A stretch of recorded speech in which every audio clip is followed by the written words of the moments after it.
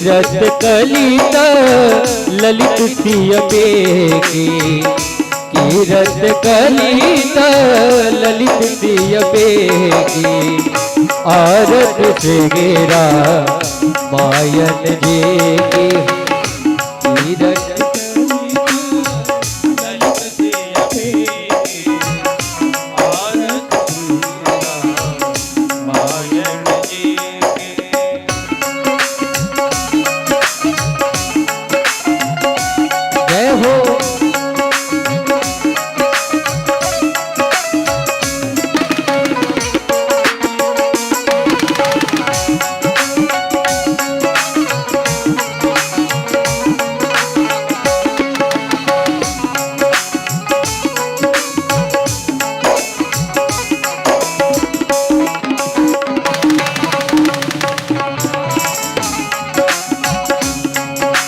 जय हो।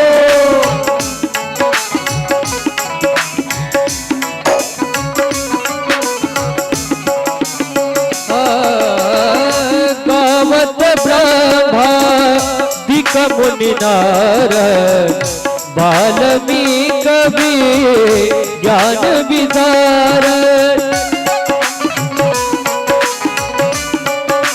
हो गावत ब्रह्मा मुनि नारद, वाल्मीकि कवि ज्ञान विदारद, सुख सनकाली शेषवरुतारद, सुख सनकाली शेषवरुतारद, वरनी पवन सुत तीरथ की,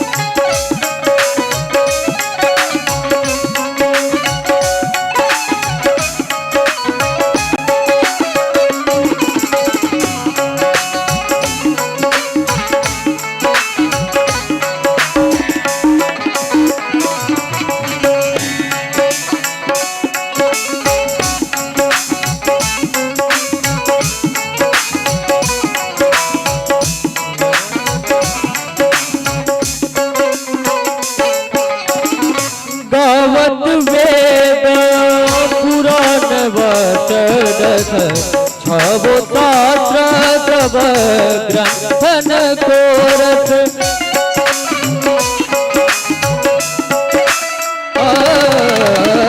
गावत वेद पुराण वचन, छबो शास्त्र तब ग्रंथन कोरथ, मुनि जन धन तन को तरबस, मुनि जन धन तन को तरबस, तारया तला मत सबरी की, आरत कलित ललित सिय बेगी, आरत से गिरा मायन देगी।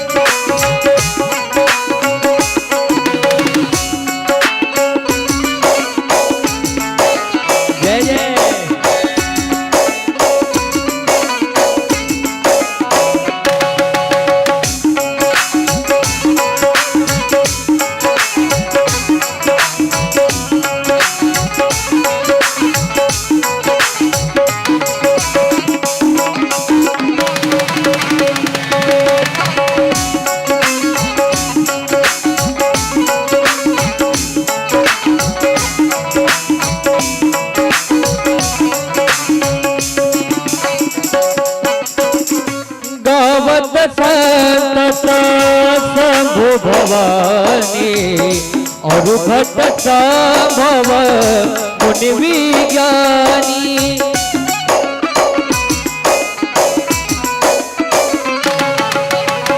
गावत संत शंभु भवानी और भट्ट संभव मुनि विज्ञानी व्यासवादी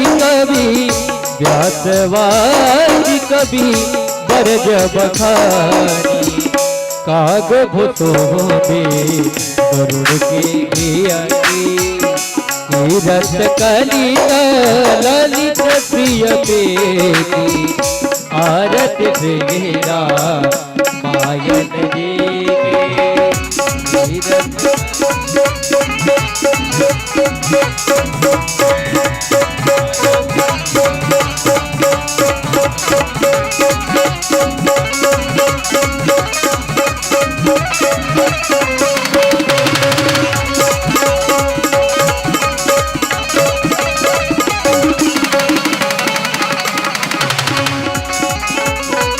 जय जय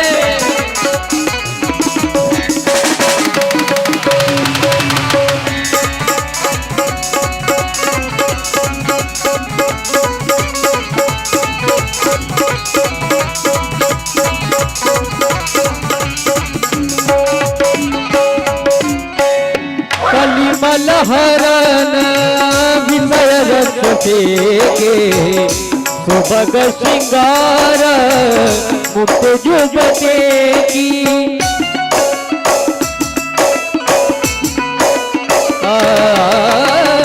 कलिमाल हरन विषय रस के सुभग श्रृंगार मुक्त जुगते के दलन रोग भव मोरे अमेगे तात माधव बिन तुलसी कीरत कलित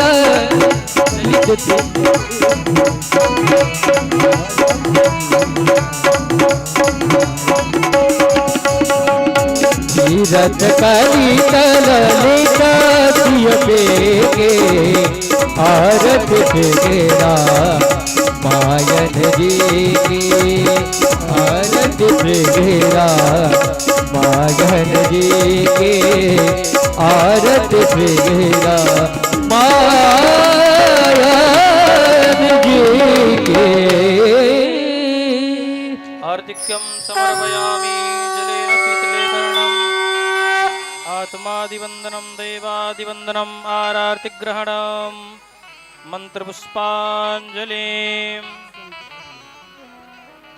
ॐ जगनेन जगमयजन्त देवास्थानि धर्माणि प्रथमान्य शन्नादेहनाकं महिमानः शयन्त्र यत्र पूर्वे श्राद्धाः सन्ति देवाः नानासुगन्धिपुष्पाणि यथा कालोद्भवानि च पुष्पाञ्जलिर्मया दत्त्वा गृहाण परमेश्वरः मन्त्रपुष्पाञ्जलिं समर्पयामि। श्री सीतारामाभ्यां नमः। श्री पुराणपुरुषोत्तमाय नमः। बोले सीतारामचंद्र भगवान की जय। राधा कृष्ण भगवान की जय हो। व्यास जी महाराज की जय हो। आज के सम्मानित व्यक्ति पुरुषोत्तम सिंह जी आप मंच पे आ जाएं। चतेंद्र सिंह जी आप मंच पे आ जाएं। दिलीप सिंह जी पूर्व पंचायत समिति जी आप मंच पे आ जाएं। अंजनी कुमार सिंह जी वार्ड मेंबर आप मंच पे आ जाएं। मिथुन कुमार आप मंच पे आ जाएं। अभिषेक कुमार उर्फ कल्टू सिंह आप मंच पे आ जाएं। चंदन कुमार पूर्व सचिव आप मंच पे आ जाएं।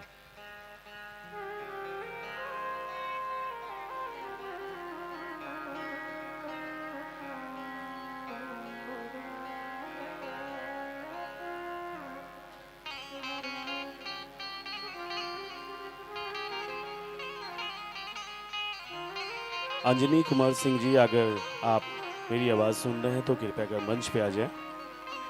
चतेंद्र सिंह जी अगर आप मेरी आवाज़ सुन रहे हैं तो कृपया कर मंच पे आ जाए। मिथुन कुमार आप मंच पे आ जाए। अभिषेक कुमार उर्फ कल्टू सिंह आप मंच पे आ जाएं।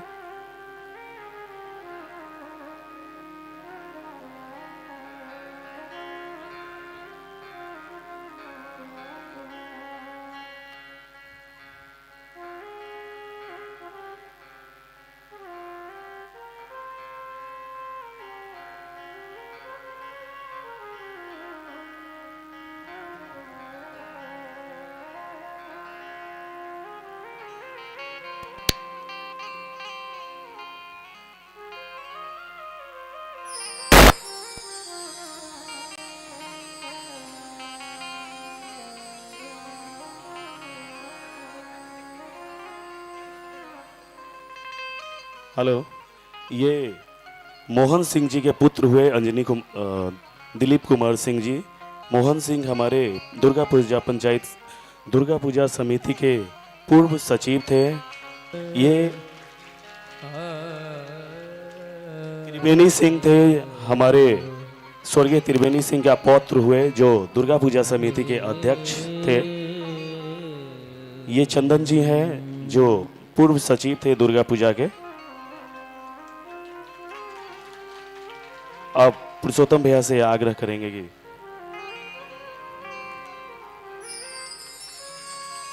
दुर्गा पूजा समिति के बहुत दिनों तक सेवा करने वाले हमारे अभिभावक पुरुषोत्तम भैया से अनुरोध करते हैं कि दो शब्द से संबोधित करें, मार्गदर्शन दे अपना। परम आदरणीय गोपी जी तथा उनके सहयोगीगण को हम बहुत बहुत नमन करते हैं, जिन्होंने हमारे ग्राम में पधार कर अपने अमृत वाणी से हम पूरे ग्राम वासियों को सिंचित किया है।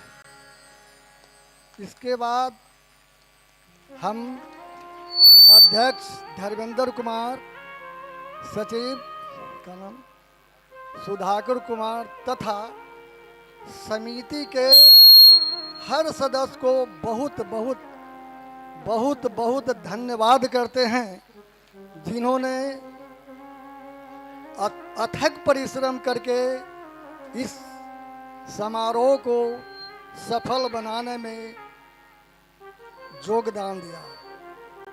यह समिति सदा हम एक बात कहेंगे कि जो अच्छा काम करता है वह करते रहे।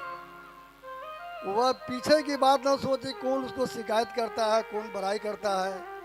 बड़ाई करने वाला भी बहुत होता है, शिकायत करने वाला भी बहुत होता है, लेकिन जो अपने कर्म पथ पर बढ़ते रहे उसको सदा सराही जाता है। बढ़िया कर्म करते रहें और जब तक ईश्वर की कृपा नहीं हो, मैं यह कहता हूँ कि जब तक माँ की कृपा नहीं होगा कोई भी आदमी अच्छा काम नहीं कर सकता है। इसलिए जितने आप लोग सदस्य हैं, आप लोग सब पर माता की कृपा है, जिसके कारण इतना सुंदर समारोह का समापन किए हैं। अतः हम हमारे तरफ से आप सभी को बहुत बहुत धन्यवाद। बहुत बहुत धन्यवाद भैया आप सभी अतिथिगण का।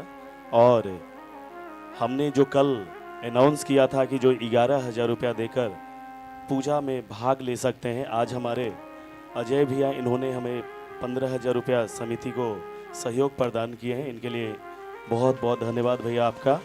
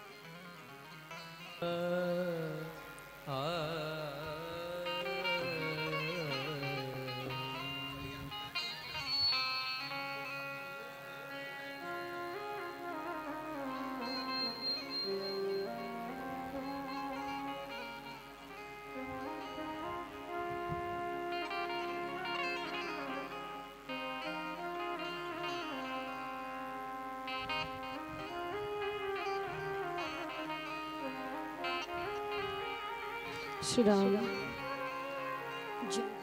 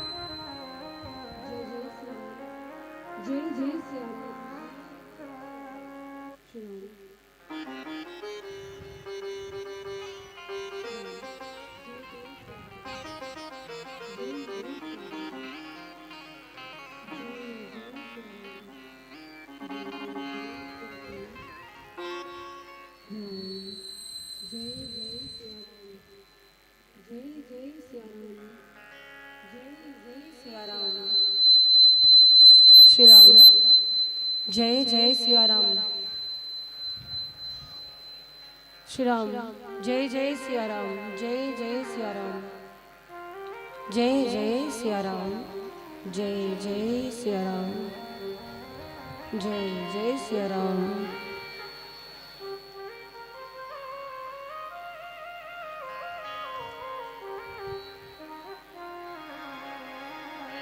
श्री राम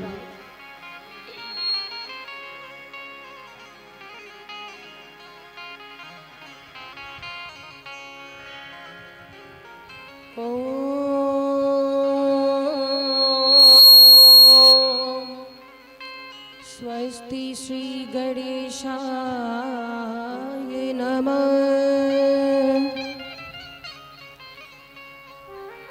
श्री गुरुचरण कमलेभ्यो नमः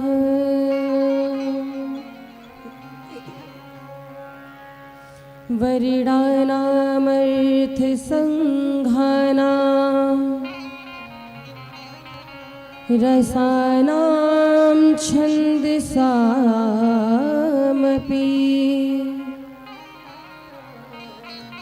मंगलानां च कर्तारो वन्दे वाणी विनायको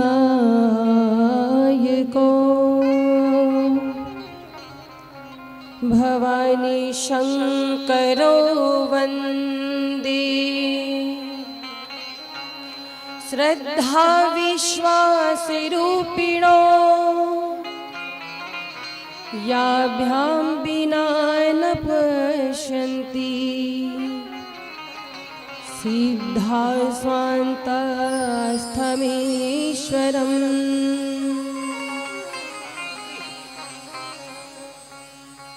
गुरुर्ब्रह्मा गुरुर्विष्णु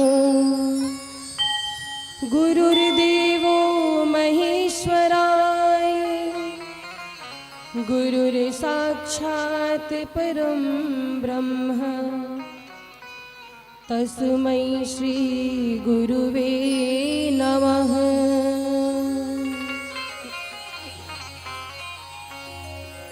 ध्येयं सदा परिभवग्नं भीष्टिदोहम्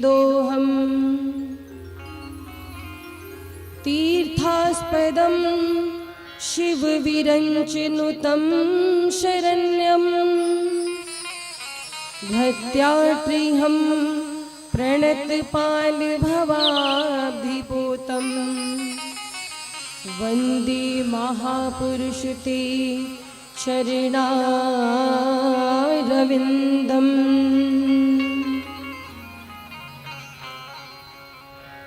अतुलित बलिधामं हेमशैलाभिदेहम्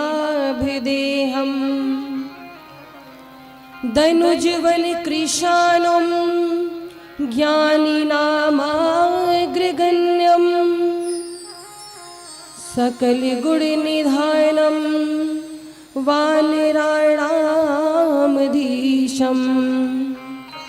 रघुपतिप्रियभगितं वातजातं नमामि।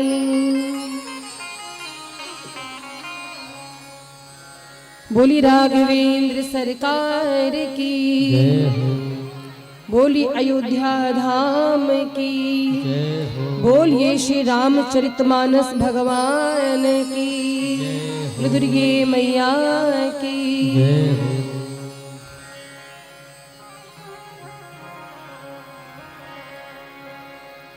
परमाध्यक्ष अनंत कोटि ब्रह्मांड नायक सर्वेश्वरेश्वर पुराण पुरुषोत्तम भक्तवान शाकल्पतरु श्री सीताराम जी की शब्दमयी मूर्ति श्री रामचरितमानस की पावन कथा का चतुर्थ दिवस है। विगत 3 दिनों से आप सभी भगवत भक्त माँ भवानी के इस पवित्र प्रांगण में उपस्थित होकर के भगवान की इस लालित्यमयी गाथा का श्रवण लाभ प्राप्त कर रहे हैं। श्री राम कथा रूपी ज्ञान गंगा में गोते लगा रहे हैं। आइए हम और आप भगवान की इस दिव्य कथा को सुनने सुनाने का उपक्रम आरंभ करें। इससे पूर्व भगवान नाम संकीर्तन का आश्रय लेते हुए अपनी वाणी को अपने जिह्वा को पवित्र करेंगे।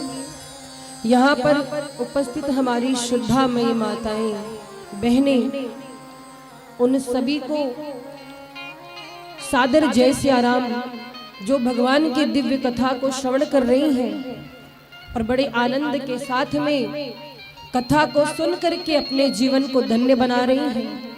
हमारे भाई बंधु पिता तुल्य माननीय आदरणीय आप सभी जो विराजमान हैं गणमान्य उनको भी सादर जय सियाराम। YouTube, Facebook लाइव के माध्यम से घर बैठे इस सुंदर कथा को श्रवण कर रहे भक्तों को सादर जय सियाराम। आइए हम सभी लोग कथा में प्रविष्ट हो। इससे पूर्व भगवान नाम संकीर्तन का आश्रय लेते हुए तत्पश्चात भगवान की कथा की ओर उन्मुख होंगे। बोली राघवेंद्र सरकार की।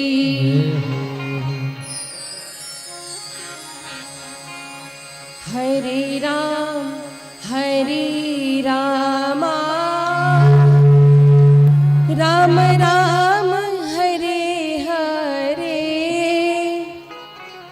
हरे कृष्ण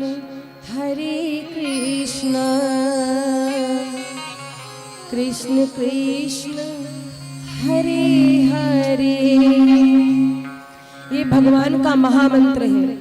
इस महामंत्र का जाप आप सभी को करना है कुछ क्षणों के लिए। आइए भाव के साथ।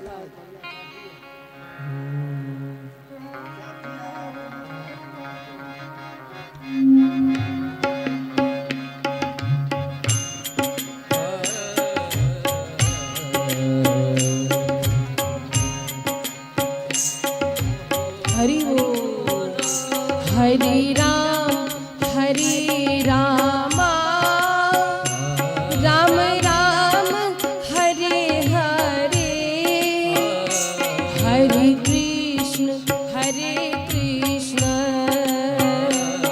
कृष्ण कृष्ण हरे हरे। हरे राम राम राम हरे हरे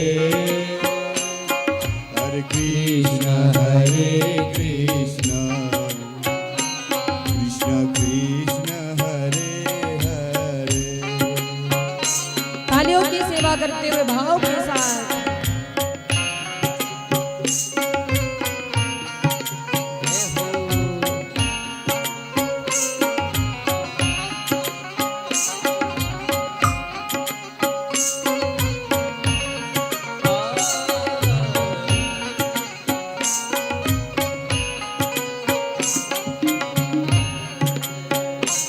दोनों हाथों को उठा करके तालियों की सेवा करते हुए हरि वो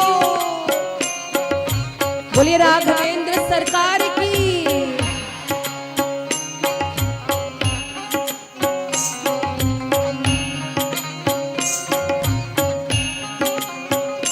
हरे राम राम राम हरे हरे, हरे कृष्ण कृष्ण कृष्ण हरे हरे, हरे राम राम राम हरे हरे, हरे कृष्ण कृष्ण कृष्ण कृष्ण हरे हरे।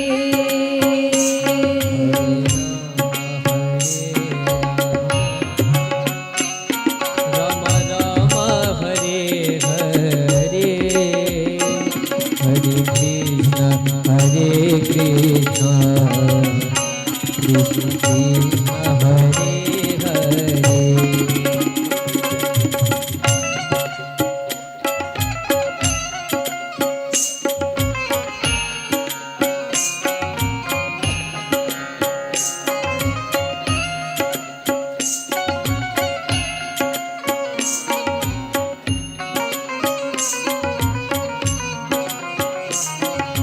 जय हो।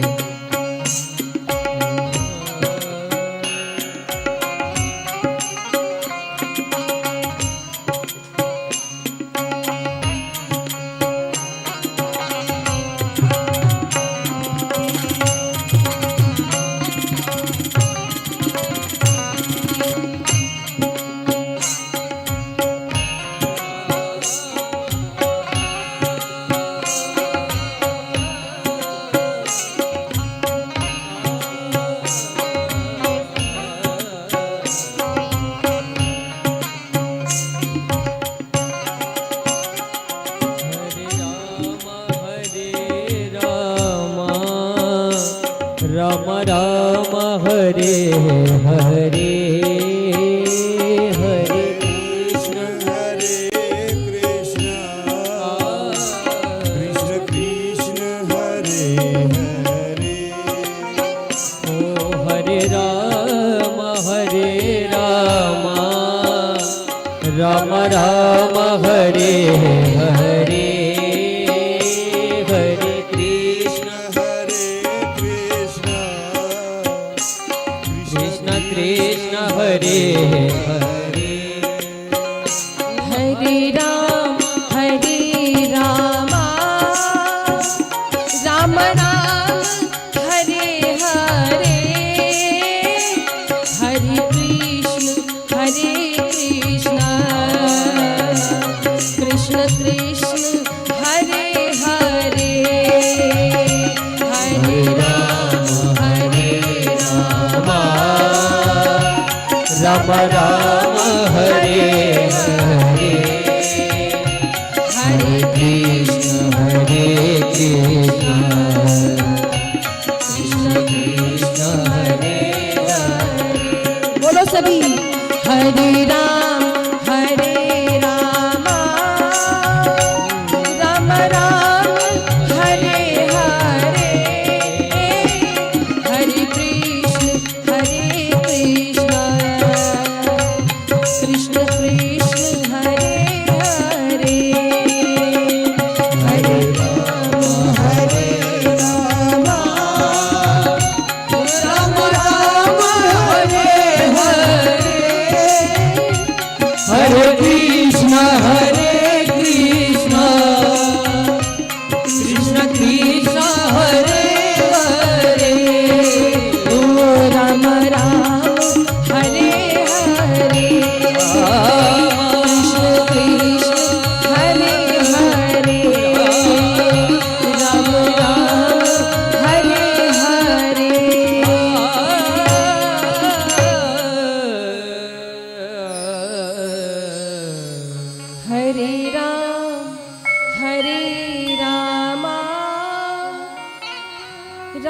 राम हरे हरे,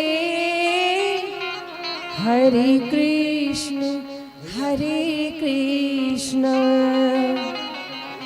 कृष्ण कृष्ण हरे हरे। ये जो महामंत्र आप लोग जाप कर रहे हैं ना, हरे राम राम राम हरे हरे, हरे कृष्ण कृष्ण कृष्ण हरे हरे। एक बार की बात है, एक भक्त ने मिथिला के एक संत से पूछा कि ये जो हरे राम राम राम हरे हरे महामंत्र किसका है। मिथिला के संत विनोद में बोले कि अब तो लोग गाते हरे राम राम राम हरे हरे, वास्तव में ये मंत्र पहले कुछ और था। भक्त ने पूछा क्या था, बोले राम हरे थोड़ी है, बोले काले राम राम राम काले काले, और काले कृष्ण कृष्ण कृष्ण काले काले। बोले हरे कब से हुआ, बोले जब से श्री किशोरी जी आकर के वामांग में पधारी तब से हरे शब्द का प्रयोग होने लगा। कहते ना कि जातन की झाई परी श्याम हरित दूती हुई। तो जब से श्री किशोरी जी प्रभु के वामांग में विराजमान हुई तब से ये मंत्र हो गया हरे राम राम राम हरे हरे। कल आप सभी ने बड़े भाव के साथ भगवान भोलेनाथ और माँ पार्वती का विवाह उत्सव मनाया है। कितने लोग को आनंद आया, जरा बताइएगा। आनंद आया? अच्छा, आनंद आता है आप लोग को, लेकिन अपने आनंद को आप लोग अंदर ही समेटे रखते हो, बाहर प्रकट नहीं कर पाते हो। मतलब समझ रहे हो मैं? जब भगवान का उत्सव हो, चाहे विवाह उत्सव हो, चाहे प्राकट्य उत्सव हो, खूब झूमना नाचना चाहिए, बढ़िया एक्सरसाइज हो जाएगी शरीर की, है ना। और देखो, जब तक कीर्तन हो, भजन हो, तब तक ताली जरूर बजाओ। और अगर आपको कीर्तन नहीं आ रहा है, मुख चलाते रहो, राम राम कहते रहो, लेकिन कुछ ना कुछ गाते रहो। और कुछ लोग महाराज ऐसे अफसोस में बैठे रहते हैं, लगता है सारी विपत्ति उनके ही ऊपर आ गई। एक बात बोलूं मैं, ठीक है जीवन में कोई समस्या है, परेशानी है, उदासी चेहरे पे आ जाती है, लेकिन हर वक्त उदास रहने पे भगवान भी नाराज होते हैं। समझ रहे? हर वक्त यदि आप उदास रहेंगे, क्या आपके उदास रहने से आपकी उदासी दूर हो जाएगी? नहीं होगी। इसलिए क्या करना है, प्रसन्न रहने का प्रयास करिए। यही तो आपका सबसे बड़ा हथियार है, प्रसन्न रहना। और जानते हैं जो लोग उदास बैठते हैं उनके लिए मेरा एक संदेश है, यहाँ से उदास नहीं बैठना। खास तौर पे जब भगवान की कथा सुन रहे हो, जब भगवान के प्रांगण में बैठे हो, भक्ति का समय हो, तो बिल्कुल उदास नहीं होना चाहिए। क्यों? क्योंकि उदासी जिस चेहरे का श्रृंगार करती है, ध्यान से सुनिएगा, उदासी जिस चेहरे का श्रृंगार करती है उस चेहरे पर बैठने से मक्खियां भी इनकार करती हैं। इसलिए मुस्कुराते रहो, जैसे अभी हंस रहे हो बिल्कुल ऐसे हंसते रहो, है ना। हंसते रहोगे तो भगवान भी प्रसन्न रहेंगे। अच्छा देखो, कोई कितनी भी टेंशन में हो, कितनी भी विपत्ति हो, अगर कोई आकर कह दे भैया आओ एक सेल्फी हो जाए, फोटो हो जाए, तो ऐसा मुस्कुराते महाराज। क्यों मुस्कुराते हैं? कहीं तस्वीर खराब ना आ जाए, है ना, फोटो खराब आ जाएगी, तो इसलिए ना चाहते हुए मुस्कुराना पड़ता है। और आप जरा विचार करो, जब आपके एक क्षण की मुस्कान से आपकी फोटो अच्छी आती है, आप जिंदगी भर मुस्कुराते रहेंगे, तो जीवन कितना सुंदर हो जाएगा। बोलो हो जाएगा कि नहीं? तो मुस्कुराना चाहिए। भगवान की कथा जब सुनो तो दो भाव हो, या तो मुस्कुरा करके सुनो और या फिर रो करके सुनो। लेकिन रोना किसके लिए? दुनिया वालों के लिए नहीं, रोना है तो भगवान के विरह में रो। जैसे गोस्वामी तुलसीदास जी भगवान के विरह में बहुत आंसू बहाते थे। एक बार की बात है, गोस्वामी तुलसीदास जी गंगा जी के तट पर बैठ करके आंसू बहा रहे थे। क्यों? भगवान के विरह में, भगवान की याद में आंसू बहा रहे थे। भगवान श्री राम और लक्ष्मण जी पहुंचे, भगवान पहुंचे और देखा गोस्वामी जी रो रहे हैं और आंख बंद है, आंसू बहते जा रहे हैं, अश्रुधारा प्रवाहित हो रही है। राम जी ने कहा, बाबा चंदन दे दो। क्या मांगा? बाबा चंदन दे दो। गोस्वामी तुलसीदास जी राम जी को पहचान नहीं पाए, जिसके लिए रो रहे उसी को नहीं पहचान पाए और कहते क्या, अरे बच्चा हमें काहे को झूठे परेशान कर रहे हो, घाट पे और भी पंडाएं उनसे मांग लो। राम जी ने कहा, बाबा आप चंदन मत दो, पर ये बता दो रो क्यों रहे हो? गोस्वामी जी कहते हैं, क्या बताऊं, मुझे मेरे भगवान नहीं मिल रहे, हम भगवान के लिए रो रहे हैं, उनके विरह में रो रहे हैं। राम जी कहते हैं, बाबा आप अपने भगवान के लिए इतना रो रहे हो और आपके भगवान को आप पर दया भी नहीं आती, इसका मतलब उनका हृदय बड़ा कठोर है। गोस्वामी जी कहते हैं, नहीं नहीं सरकार, ऐसा नहीं कहिए, हमारे भगवान तो बड़े ही कोमल है, कृपालु है। श्री रामचंद्र कृपालु भजमन, उनके जैसा कृपालु और कौन हो सकता है, उनके जैसा दयावान और कौन हो सकता है। तो बोले हमारी ही कोई कमी रह गई होगी जो भगवान हमें नहीं मिल रहे हैं। और महाराज फिर क्या हुआ? गोस्वामी जी का रुदन देख करके राम जी ने मन में सोचा, बाबा अभी हम सामने खड़े हैं, इतना रो रहे हो, और जब हम चले जाएंगे तब कितना रोगे। तब तक हनुमान जी प्रकट हुए। हनुमान जी कहते हैं कि अरे तुलसीदास जी इतना आंसू बहा रहे हो, यही आपके भगवान हैं। श्री रघुवीर खड़े हैं सन्मुख, तुलसी तू क्यों रोता? सफल करो दृग हनुमान जी, बोले बनकर तोता। बोलो हनुमान जी महाराज की। तो महाराज जीवन में इसीलिए गोस्वामी जी ने हनुमान जी को अपना गुरु माना। गुरु क्यों माना? किसी ने पूछा गोस्वामी जी से कि हनुमान जी ने आपको दीक्षा दी थी क्या, कुछ पढ़ाया था, हनुमान जी को आप गुरु क्यों मानते हो? और देखो महाराज हनुमान चालीसा जब गोस्वामी जी ने लिखी, उसमें भी आरंभ भी गुरु वंदना से किया है और विश्राम भी गुरु वंदना से किया है। सबसे पहली पंक्ति क्या है? श्री गुरु चरण सरोज रज, है ना? तो आरंभ भी गुरु वंदना से, अब विश्राम जय जय जय हनुमान गोसाई, कृपा करहु गुरुदेव की नाई। तो जीवन में महाराज हनुमान जी को गुरु माना गोस्वामी जी ने। क्यों? गोस्वामी जी को क्या हनुमान जी ने दीक्षा दी थी? नहीं। तो फिर गुरु क्यों कहा? गोस्वामी जी कहते हैं कि हनुमान जी ने हमें भगवान से मिलाया है। गुरु का काम क्या है? येन केन प्रकारेण भक्त को भगवान से जो जोड़ दे वही गुरु है। और देखो भगवान कभी खोए हुए नहीं हैं, भगवान तो मिले मिलाए हैं, बस हमारी कमी होती है, हम भगवान को पहचान नहीं पाते हैं। क्योंकि मुश्किलें होती हैं आसान बड़ी मुश्किल से, मुश्किलें होती है आसान बड़ी मुश्किल से, आदमी बनता है इंसान बड़ी मुश्किल से। यूं तो ढूंढने पर भगवान मिल जाते हैं, लेकिन यूं तो खोजने पर भगवान मिल जाते हैं, लेकिन ये आंखें कर पाती हैं पहचान बड़ी मुश्किल से।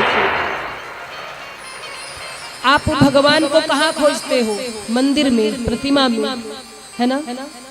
भगवान की प्रतिमा के सामने खड़े हो गए तो आपका भाव होता है हम भगवान के सामने खड़े हैं, लेकिन वास्तव में भगवान कहाँ है? पता है भगवान कहाँ है? आप प्रतिमा में भगवान को देखते हो, ये आपका भाव है। भगवान तो माता पिता में भी, पर हम घर के भगवान को ध्यान ही नहीं देते हैं। मंदिर में जाकर के भगवान को खोजते हैं, और जो घर के भगवान हैं हमारे बूढ़े माता पिता। एक बात मैं बोलूं, नवरात्रि के समय में ध्यान रखिएगा। आज एक बहुत बड़ी बात मैं बता रही हूँ, शायद आपको पता भी हो, फिर भी व्यासपीठ से आप सभी भक्तों के लिए एक निवेदन रहेगा। लोग व्रत करते हैं, तपस्या करते हैं, है ना, तीर्थ करते हैं, बहुत खर्चा करते हैं, भंडारे करते हैं, लेकिन एक बात ध्यान रखना, आप तीर्थ कर लो, भंडारे कर लो, तपस्या कर लो, निर्जल व्रत कर लो, यदि आप अपने माता पिता गुरु का सम्मान नहीं करते, उनको दुख पहुंचाते हैं, तो आपका ये सब करना बेकार है, एकदम बेकार है। क्योंकि जिस घर में बूढ़े माँ बाप हंसते हैं, उसी घर में चारों धाम बसते हैं। ये बात ध्यान रखना। मैंने बहुत सी जगह देखा है, दिखावे के लिए धर्म नहीं होता है, धर्म आत्म कल्याण के लिए होता है, समाज कल्याण के लिए होता है। दिखावे के लिए किया गया कार्य आपका कल्याण नहीं करेगा।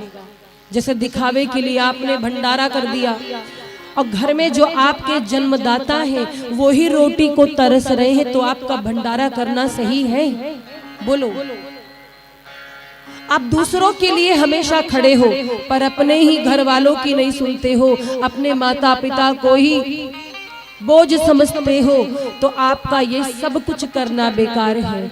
भगवान कहते हैं कि मुझे प्रसन्न करना है तो सबसे पहले अपने जन्म देने वाले माता पिता को प्रसन्न करो। अगर वो खुश है तो तुम्हें मेरी कोई भक्ति करने की जरूरत नहीं है। तो ये याद रखिएगा।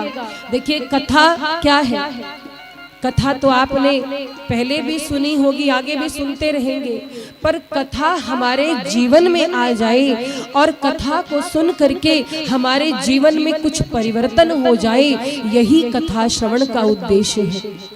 तो मेरा यही निवेदन है राघवेंद्र सरकार के चरणों में कि जो भी कथा आप 9 दिन तक सुनेंगे उसको जीवन में धारण कीजिए, और यदि 9 दिनों में आपकी कोई भी बुराई समाप्त हो जाए, आपके अंदर का कोई कुभाव समाप्त हो जाए, तो समझिए कथा हमारा कहना और आपका सुनना सार्थक है। तो महाराज कल हम लोग चर्चा कर रहे थे भगवान शिव के विवाह की, किस प्रकार से भूत भावन भगवान भोलेनाथ से देवताओं ने निवेदन किया। भगवान शिव ने कामदेव को जला करके भस्म किया, और राम जी के आज्ञा पर भगवान भोलेनाथ विवाह के लिए तैयार हुए।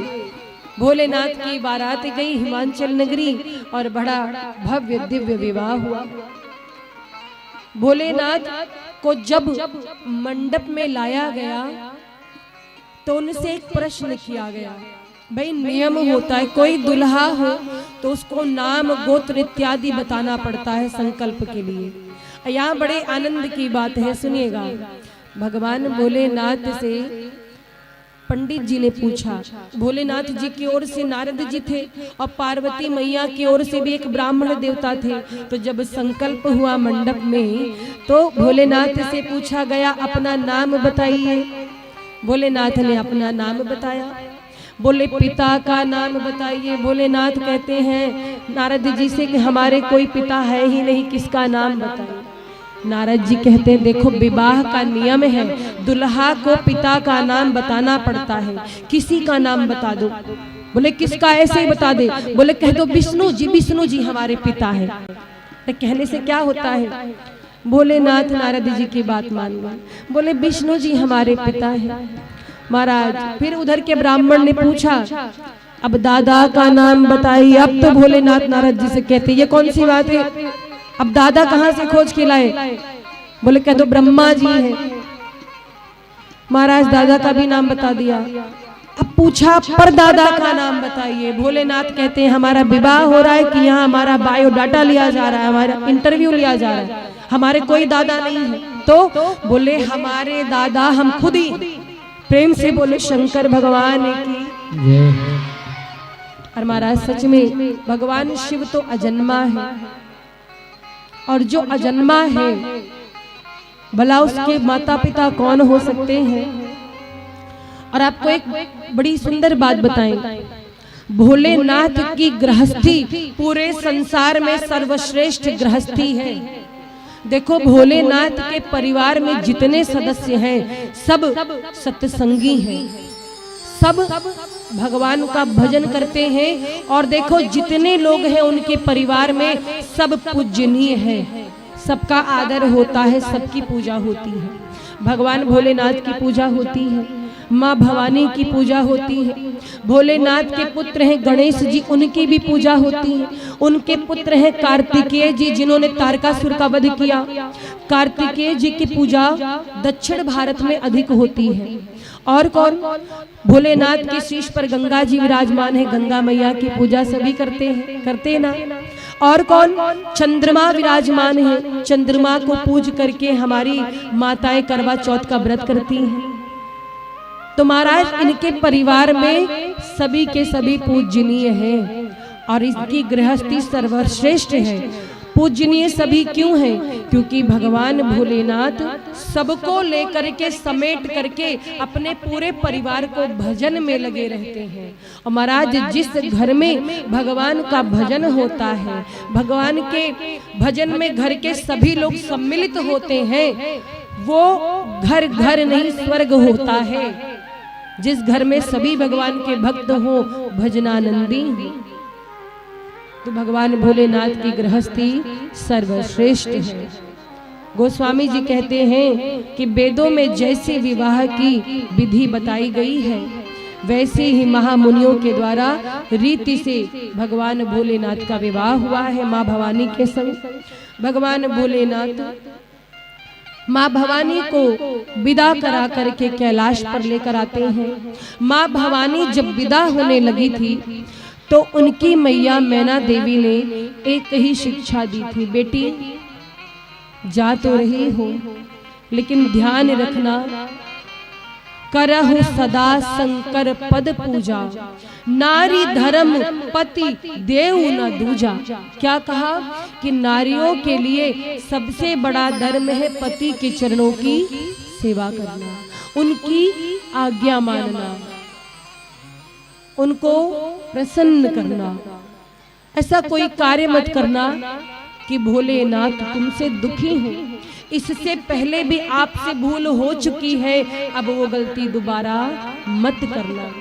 और महाराज मैं एक ही बात निवेदन करूंगी, जब किसी बेटी की विदाई हो, जब किसी बेटी की विदाई हो, उसे दहेज दो या ना दो, महंगे से महंगा सामान दो या ना दो, पर चलते समय रामचरितमानस की एक पुस्तक जरूर देना और कहना कि बेटा इसको पढ़ना, इसमें क्या लिखा है, और कोशिश करना कि आप रामचरितमानस का पालन कर सको।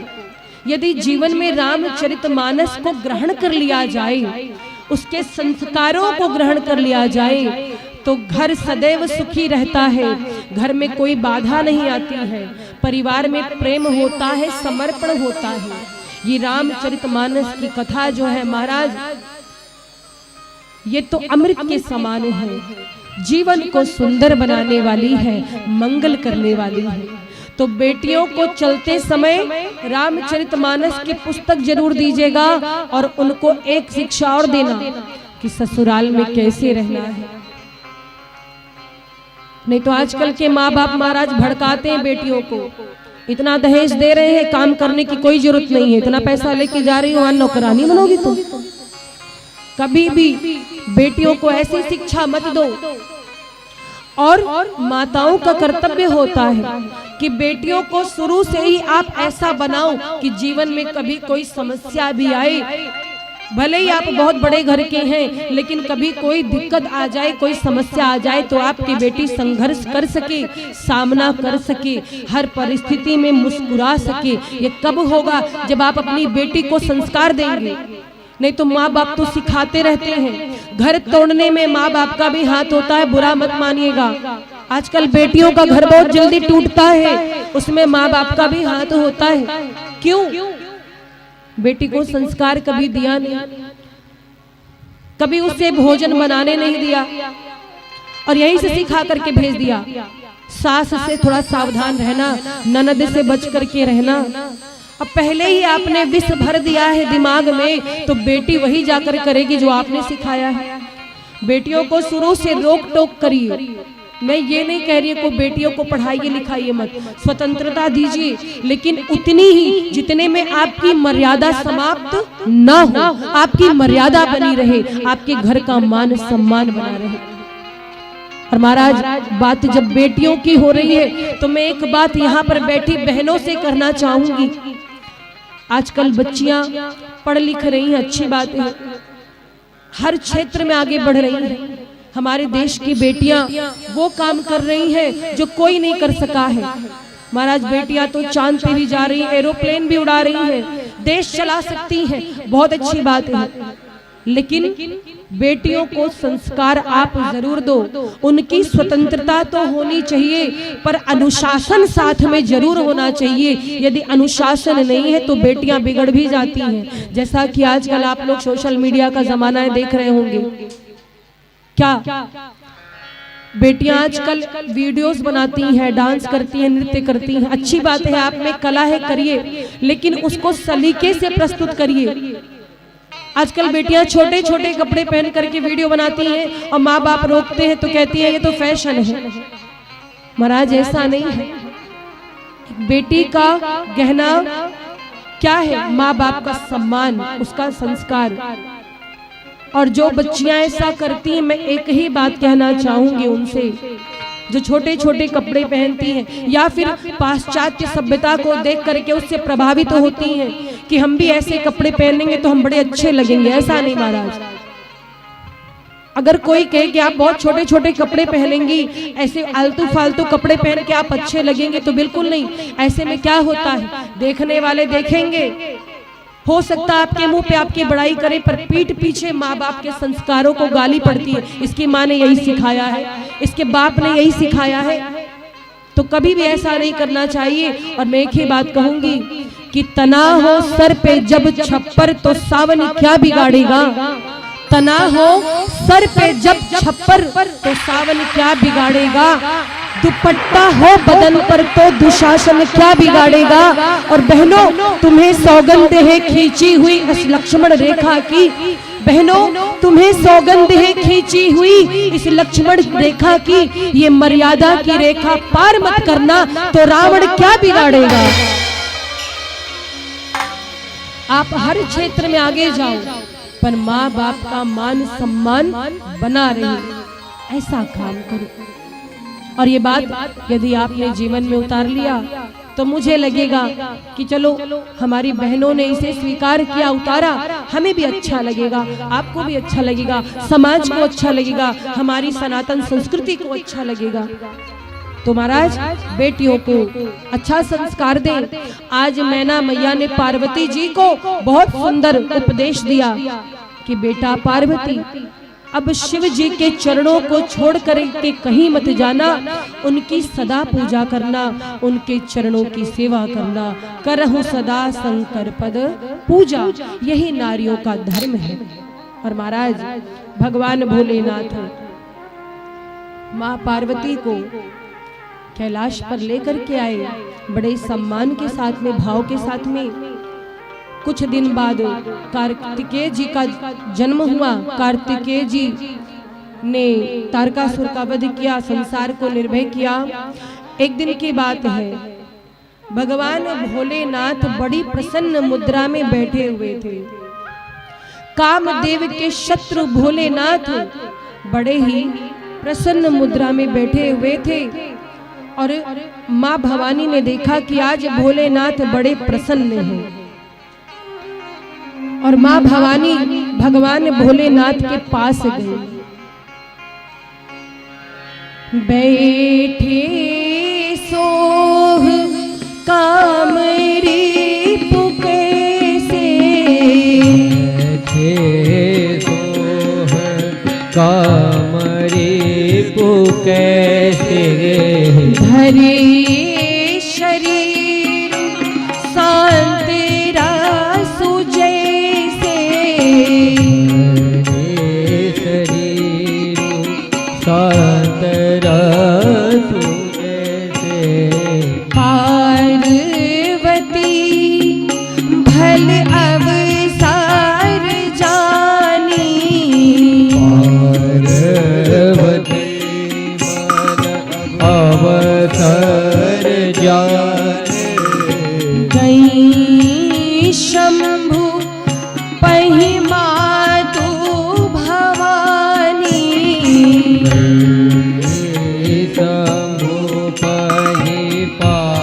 को भवानी जानी प्रिया आदरवती कीन्हा जानी प्रिया आदर अति के बाम भाग आसनु हर दीन्हा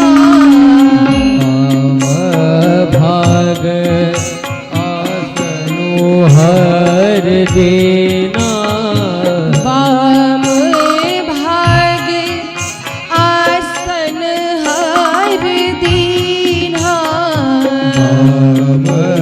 भाग आसन वर देना। एक दिन भूत भावन भगवान भोलेनाथ बड़ी प्रसन्न मुद्रा में बैठे हुए थे, जैसे साक्षात शांत रस बैठा हुआ हो।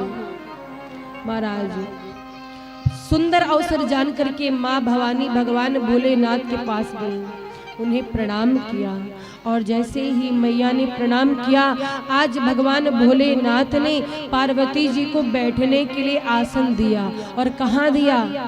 अपने बाईं ओर। जब सती रूप में थी और अपराध किया था तो भोलेनाथ ने सामने आसन दिया था, पर आज भगवान भोलेनाथ वाम भाग में यानी अपनी बाईं ओर माँ भवानी को आसन देते हैं, बैठने को कहते हैं। और यहाँ पर एक चौपाई जो गोस्वामी जी लिखते हैं कि जानी प्रिया आदर अति कीन्हा।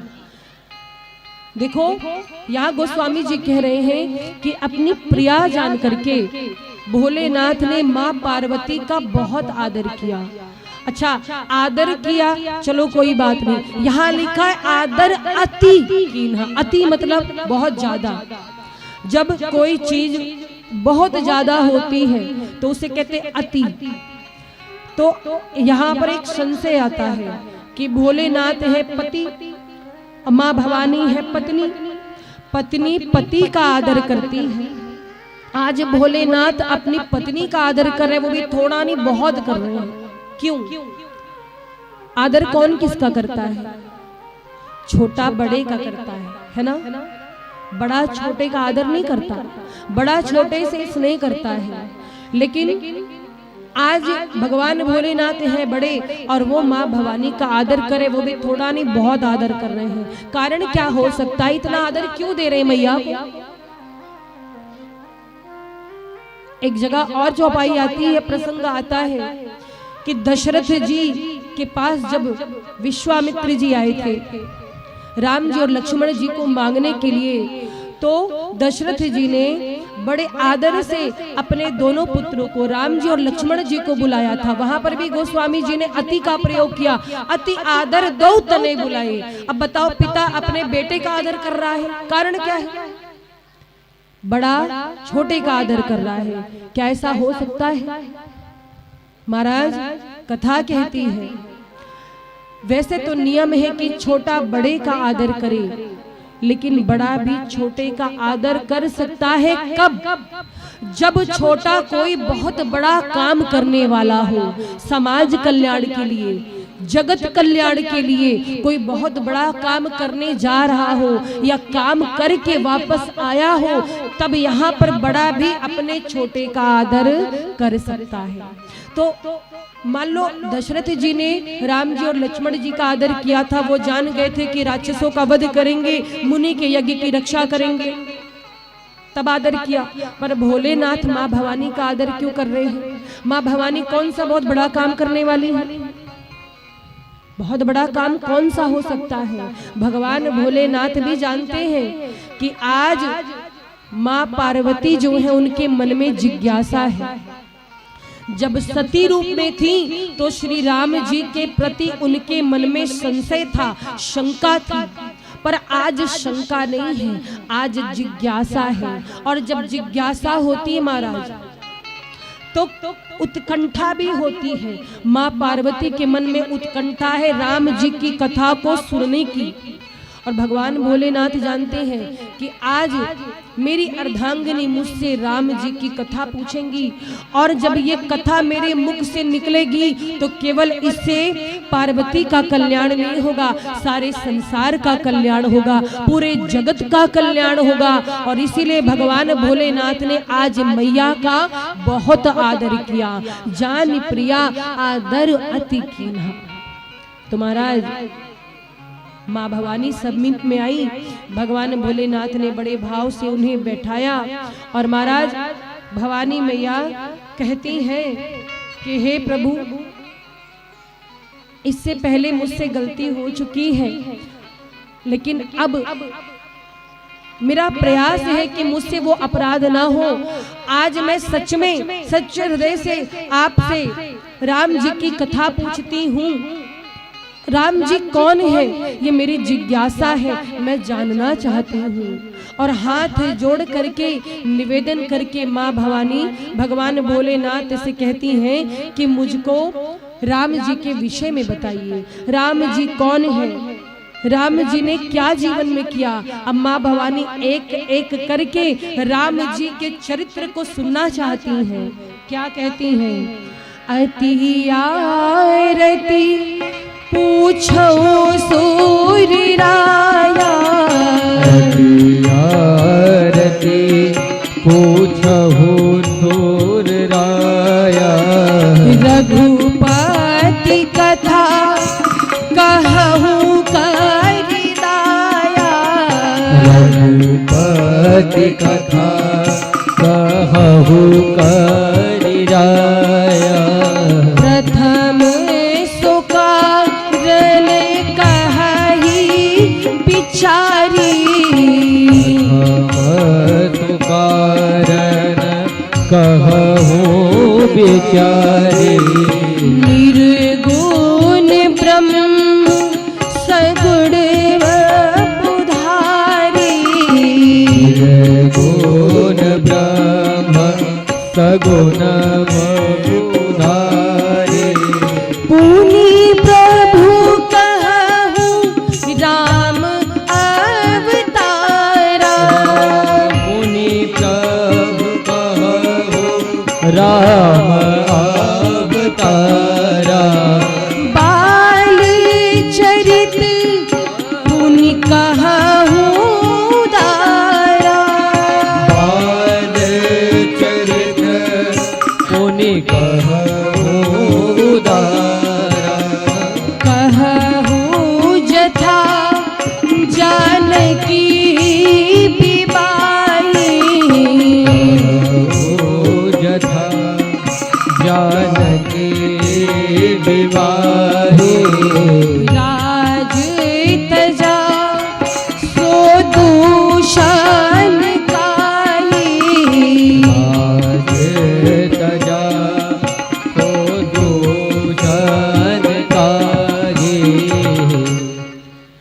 और महाराज माँ भवानी हाथ जोड़कर कहती हैं कि स्वामी आप मुझे राम जी की कथा सुनाइए, मैं बड़े ध्यान से सुनना चाहती हूँ।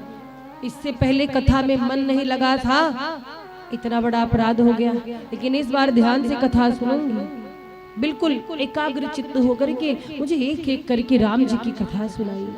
सबसे पहले तो ये बताइए सगुण और निर्गुण में भेद क्या है? सगुण कौन है, निर्गुण कौन है, दोनों में अंतर क्या होता है? भगवान कैसे हैं, निर्गुण है या सगुण है, निराकार है या साकार है? ये प्रश्न किया है माँ भवानी ने। अच्छा, निर्गुण सगुण जानते हो आप?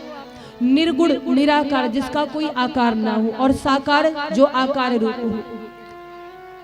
वास्तव में भगवान कौन है, निराकार है कि साकार है? ये प्रश्न बहुत से भक्तों के मन में होता है। महाराज वैसे तो भगवान है निराकार, पर साकार कैसे बनते हैं? निराकार साकार का एक उदाहरण हम आपको देते हैं। जल जानते हो, पानी, पानी जो है जिस बर्तन में रखो उसी का रूप धारण कर लेता है, निराकार है। लेकिन वही पानी जब बर्फ बन जाता है तो वो आकार में आ जाता है, तो वो हो गया साकार। वैसे ही भगवान तो है निराकार, लेकिन भक्तों का जैसा भाव होता है, भक्तों के मन में जैसी कल्पना होती है, भगवान वैसा ही रूप धारण करके उस भक्त के लिए धरती पर आते हैं। और महाराज ये निर्गुण ब्रह्म ही सगुण बनते हैं, किस लिए? भक्तों के लिए, भक्तों का भाव होता है। और एक चीज, जैसे एक आदमी ने पूछा इसी बात को लेकर, निर्गुण और सगुण ब्रह्म को लेकर के, कि भगवान तो निराकार है और आप कहते हो कि साकार है, भगवान तो सर्वत्र है, हर जगह है, फिर उनका दर्शन करने मंदिर में ही क्यों जाते हो? क्या कारण है? जब भगवान कड़कड़ में तो यही दर्शन कर लो। बड़ा अच्छा उत्तर दिया है किसी ने। जब पूछा गया कि भगवान को पूजने मंदिर में क्यों जाते हो, भगवान तो कड़कड़ में है, तो एक आदमी ने कहा कि भगवान तो कड़कड़ में है, हम मंदिर जाते हैं भगवान के दर्शन के लिए। ठीक उसी प्रकार जैसे हवा हर जगह है संसार में, हर जगह हवा चलती है, धूप में भी चलती है और छाए में भी, लेकिन धूप में आपको हवा का अनुभव नहीं होता है। धूप में आपको गर्मी लगेगी, भले ही हवा चलती है, गर्म हवा मिलेगी, आपको एहसास नहीं होगा। पर किसी वृक्ष के नीचे बैठेंगे जब आप छांव में, तो आपको हवा की शीतलता का अनुभव होगा। वैसे ही भगवान तो हर जगह है, पर हमारे मस्तिष्क में जो विचार है वो विचार अनुकूल नहीं होते। मंदिर में हमारी एक आस्था है, एक विश्वास है कि भगवान हमको यहाँ मिलेंगे, और हम इस तरह की आस्था रखते हैं, श्रद्धा रखते, विश्वास रखते हैं, और उसी भाव को लेकर के मंदिर में जाते हैं, इसीलिए हमें मंदिर में ईश्वर के दर्शन होते हैं। तो महाराज सगुण और निर्गुण में कोई भेद नहीं है।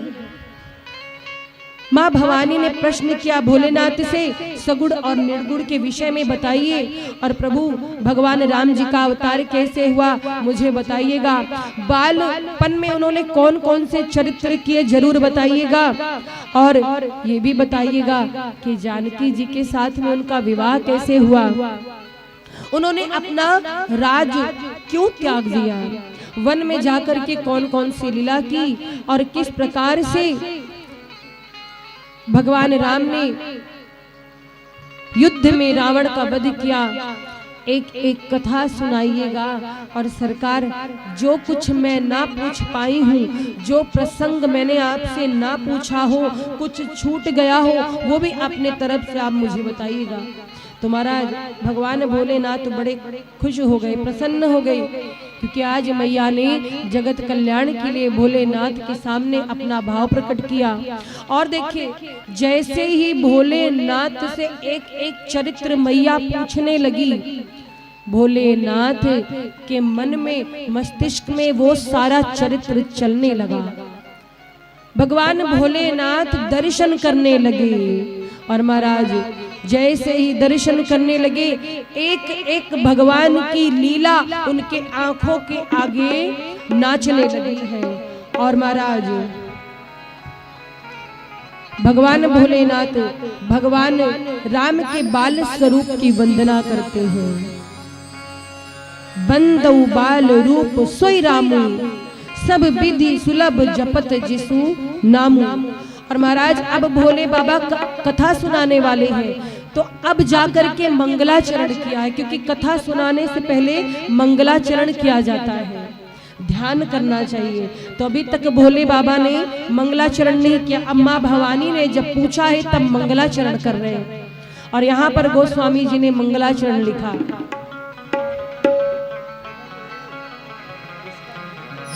मंगल भवन अमंगल हारी, क्या कहा? मंगल भवन अमंगल हारी। आज भोले बाबा मंगलाचरण करके तब कथा सुनाने के लिए तैयार है।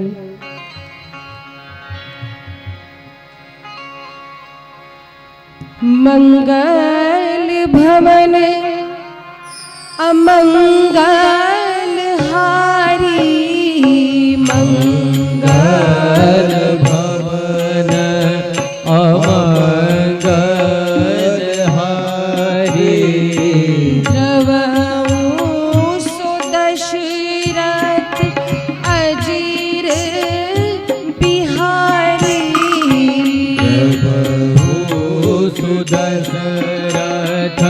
अजय बिहारी बंदाऊं बाल रूप सोई रामो बाल रूप सोई रामो सब सीधी सुलभ जपत जी नामो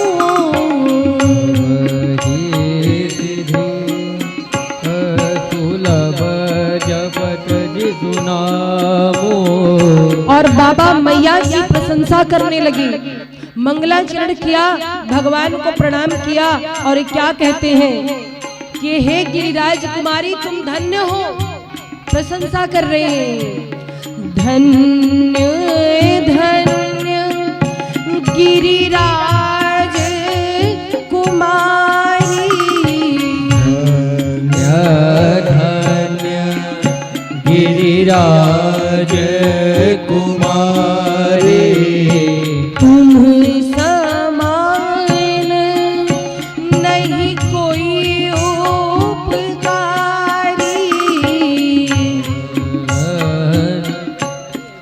नहीं को उपकारी।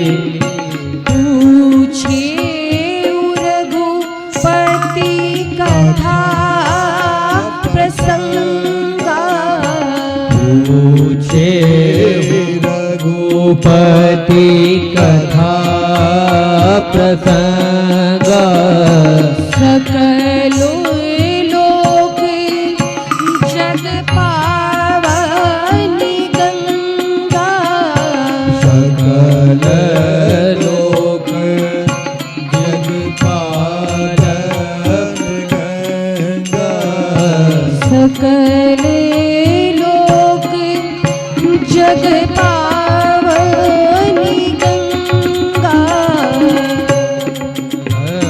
लोक जग पावन गंगा। प्रशंसा करने लगे, कहते धन्य धन्य गिरिराज कुमारी तुम समान नहीं को उपकारी। हे गिरिराज की पुत्री, हे पार्वती आप धन्य हैं। क्यों? आपने कथा पूछी है, राम जी की कथा पूछी है, और जैसे गंगा में स्नान करके लोगों के पाप धुल जाते हैं, लोग पवित्र हो जाते हैं, वैसे ही इस राम कथा गंगा में गोते लगा करके लोग पापों से मुक्त हो जाएंगे। एक गंगा जी है, नदी जिसे कहते हैं गंगा जी, उसमें स्नान करके लोग पवित्र होते हैं, पर राम कथा में गोते लगा करके आप मन के पाप से, तन के पाप से पवित्र हो जाते हैं। उसमें तो तन के पाप समाप्त होते हैं, पर इसमें मन के पाप समाप्त होते हैं।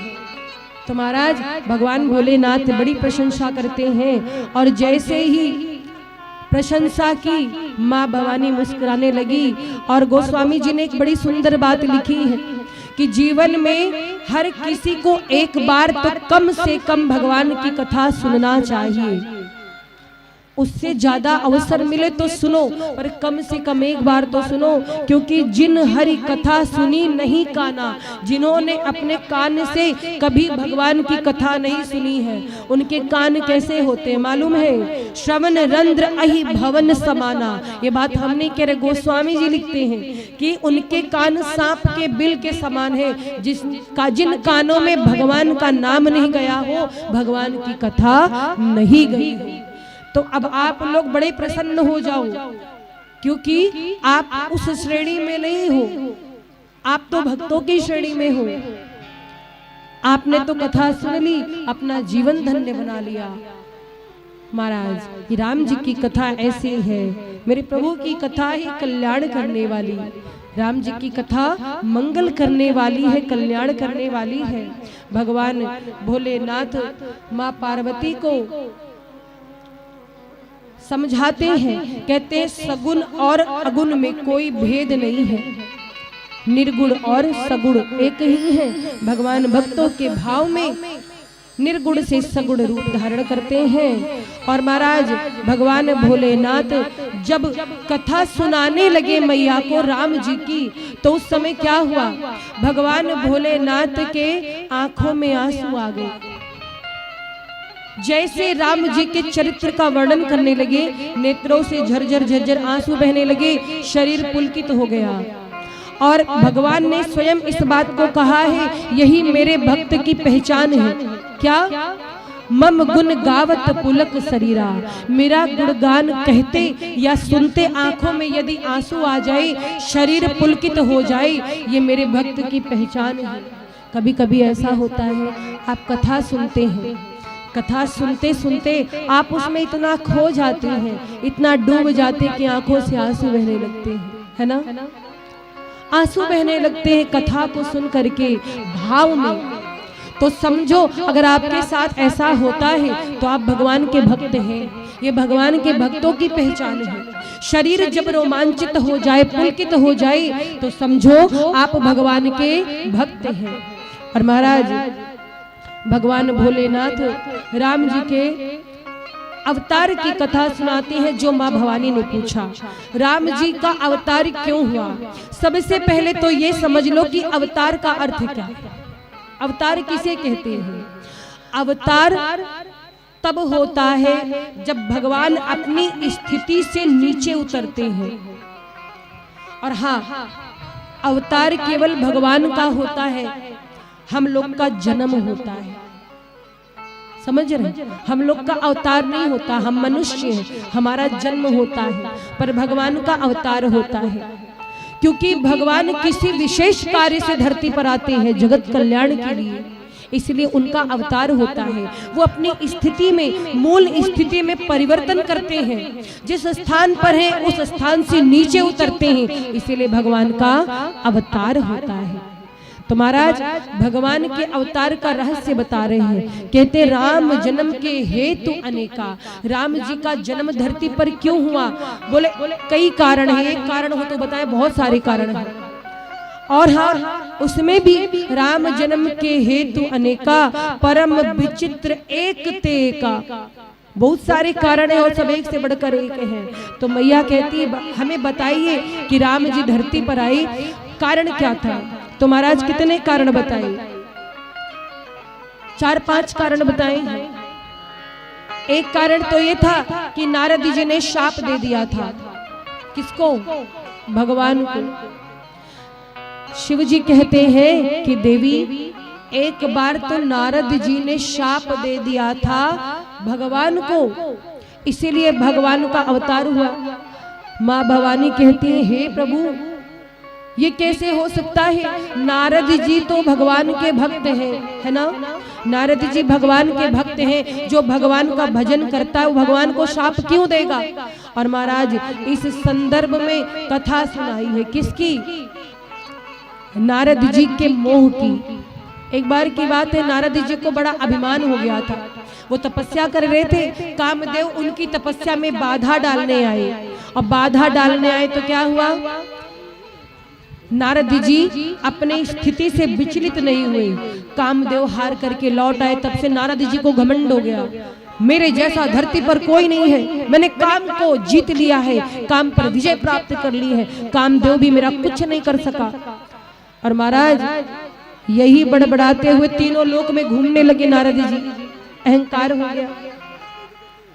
अपनी प्रशंसा करते करते शिव जी के पास गए। शिव जी ने कहा देखो भैया नारद जी, आपने मेरे सामने तो कह दिया, पर भगवान नारायण के पास जाकर के बात मत कहिएगा, या अभिमान मत दिखाइएगा।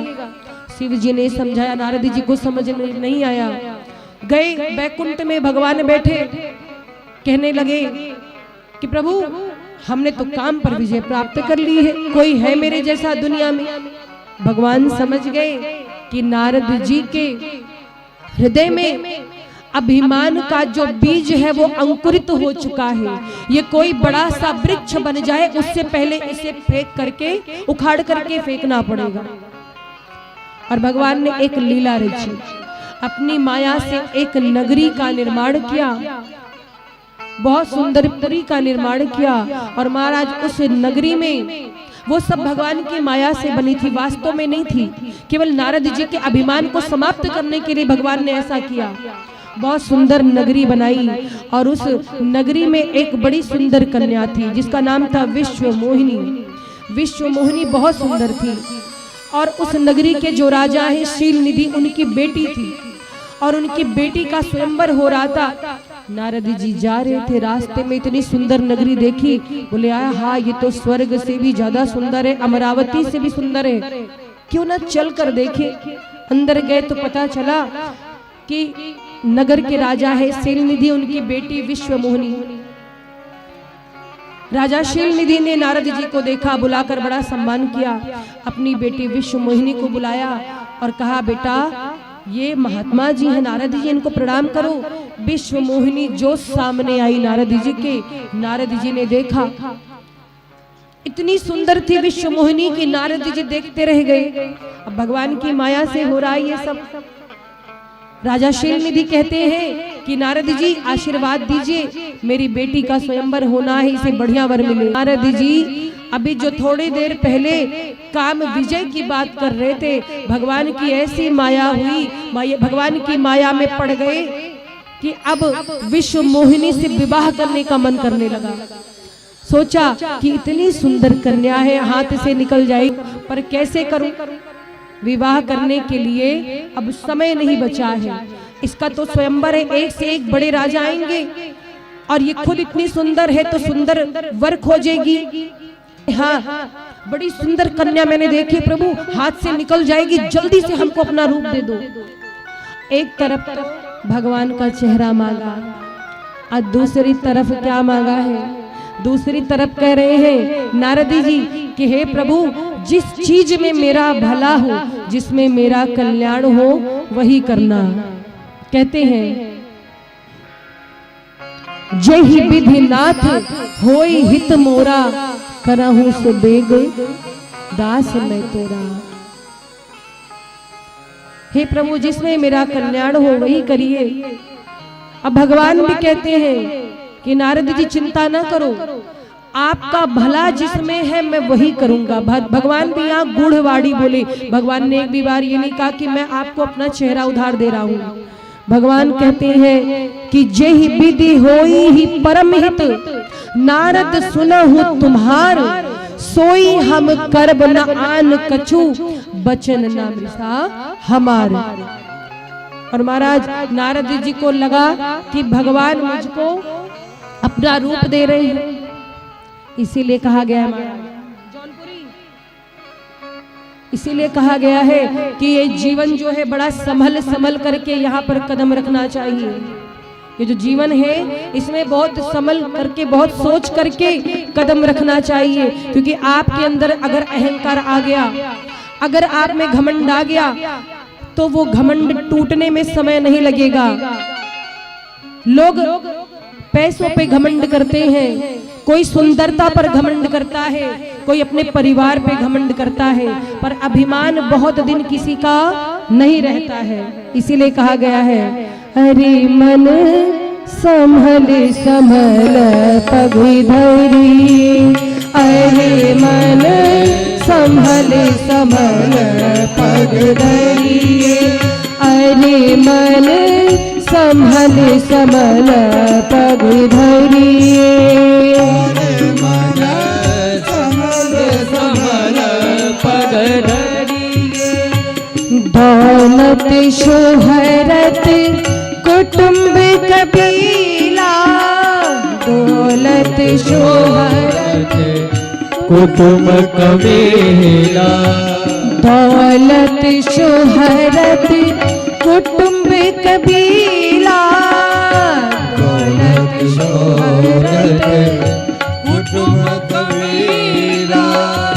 इनसे कबहू न करिए, इनसे कबहू न करिए। और राम नाम सुख धाम जगत में, राम नाम सुख धाम जगत सुमिरन कर भव तरिए अरे मन संभल संभल पग धरिए अरे मन समल समल पग धरिए अरे मन संभल संभल पग धरिए अरे मन समल समल पग धरिए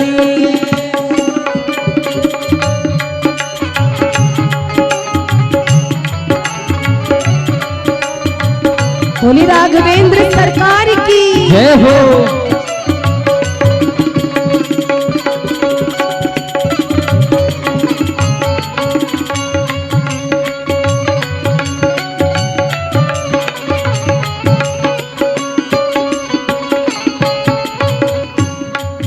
और इस जग में नहीं अपना कोई इस जग में नहीं अपना कोई इस जग में नहीं अपना कोई इस जग में नहीं अपना कोई परछाई सो डरिए परछाई सो डरिए अरे मन संभल संभल पग धरिए अरे मन संभल संभल पग धरिए अरे मन संभल संभल पग धरिए अरे मन संभल संभल पग धरिए हरे मन संभल संभल पग धरिए। महाराज नारद जी को लगा कि मुझे बढ़िया स्वरूप मिल गया होगा, भगवान ने अपना रूप दे दिया होगा। आए और जिस जगह पर स्वयंवर हो रहा था उसी स्वयंवर में पहुंचे। अब विश्व मोहिनी जो सील निधि की कन्या है वास्तव में भगवान की माया है। बढ़िया श्रृंगार किए हुए वरमाला हाथ में लेकर के आई। नारद जी ने क्या किया, जिस पंक्ति में सारे राजा बैठे हुए थे एक आसन ग्रहण कर लिया और उसी पंक्ति में शिव जी के दो गण भी रूप बदल करके बैठे थे। नारद जी गए सबसे आगे बैठ गए। उनको लगा जल्दी से मुझे देख ले और मुझे ही वरमाला पहना दे। महाराज जैसे ही स्वयंवर की प्रक्रिया आरंभ हुई विश्व मोहिनी पहुंची वरमाला लेकर के पहुंची। नारद जी उचक उचक के देख रहे कि एक बार हमको देखो तो सही, हम कितने सुंदर लग रहे। पर सच में भगवान ने उनको अपना रूप तो नहीं दिया था, सुंदर नहीं बनाया था, बंदर बना दिया था। नारद जी का मुंह बंदर जैसे लग रहा था। और जैसे विश्व मोहिनी ने देखा बंदर, कौन करेगा बंदर से शादी? कोई करेगा? जो इतनी सुंदर है वो बंदर से शादी करेगी? बोलो, सामने तो बंदर दिख रहा। अब विश्व मोहिनी देखकर क्रोधित तो होती है। नारद जी ने सोचा अभी इसने ठीक से हमको देखा नहीं, हम लग बड़े सुंदर रहे। फिर 2-3 बार उचक उचक कर देख रहे कैसे देखे तो हमको। सो महाराज भ्रकुटी टेढ़ी करके विश्व मोहिनी आगे निकल गई। तो नारद जी को बड़ा क्रोध आया। नारद जी को क्रोध आया और महाराज इतने में क्या हुआ, विश्व मोहिनी वरमाला लेकर के आगे बढ़ी। तब तक एकाएक सभा में भगवान प्रकट हो गए। और भगवान जब प्रकट हुए तो क्या हुआ, विश्व मोहिनी ने भगवान नारायण के गले में माला पहना दी। और जैसे माला पहना दी नारद जी तो खींच गए, सारे राजा दिक्पाल देखते रह गए। महाराज दुल्हन ले गए लक्ष्य निवासा, निप समाज सब भयऊ निराशा। जितना भी समाज बैठा था वहां सब उदास हो गए। और नारद जी बढ़िया माला वाला पहने थे, माला उतार करके तोड़ने लगे। तोड़ करके जैसे ही उस सभा से निकले शिव जी के दोनों गढ़ जोर जोर से हंसने लगे। नारद जी कहते क्यों हंस रहे हो? बोले अपना मुंह देखो, सुंदर नहीं बंदर लग रहे हो, बंदर। नारद जी कहते तुम्हारी हिम्मत कैसे है मुझे बंदर कहने की? शिवगणों ने कहा विश्वास ना हो तो जा करके सरोवर में परछाई में अपना मुख देखिए। और महाराज जैसे नारद जी गए, प्रतिबिंब देखा तो सच में बंदर का मुंह। अब बड़बड़ाने लगे नारद जी, बहुत अच्छा किया है भगवान ने, बहुत बड़ी गलती की है, अच्छे घर बना दिया है। नारद से भिड़े हैं, नारद बता देगा क्या है। अरे जब खुद ही विवाह करने का मन था पहले बता देते, ये हमको बंदर काहे को बना दिया। मन तो खुद ही डोल गया था विश्व मोहिनी पे, अब मुझको तो ऐसे ही मूर्ख बना दिया। जग हंसाई कराई है, छोड़ूंगा नहीं भगवान को। महाराज बड़बड़ाते हुए नारद जी बड़े क्रोध में जा रहे थे। अब जितनी जली कटी बातें सब भगवान को बोल रहे थे। छलिया कहीं का वामन बन करके सब कुछ राजा बलि का ले लिया था, ये तो शुरू के छलिया है। न जाने भगवान को कैसी अटपटी बातें कहने लगी। एक बात बोलूं, जब इंसान गुस्से में होता है ना तो वो आपकी सारी हिस्ट्री दोहरा देता है। वैसे भले खूब प्रेम से बात करे, भले ही प्रेम से बात करे, जब तक पटेगी आपसे आपकी खूब तारीफ करेगा, खूब मक्खन पॉलिश करेगा। और थोड़ा सा झगड़ा हो जाए या उसके मन का ना हो, फिर देखो, फिर तो महाराज भूत भविष्य सारी जानकारी ले लो, क्या क्या उसका भाव है आपके लिए सब बक डालेगा। क्रोध में दो काम तो बड़े अच्छे होते हैं, मालूम है कौन कौन से। क्रोध में एक काम तो ये होता है कि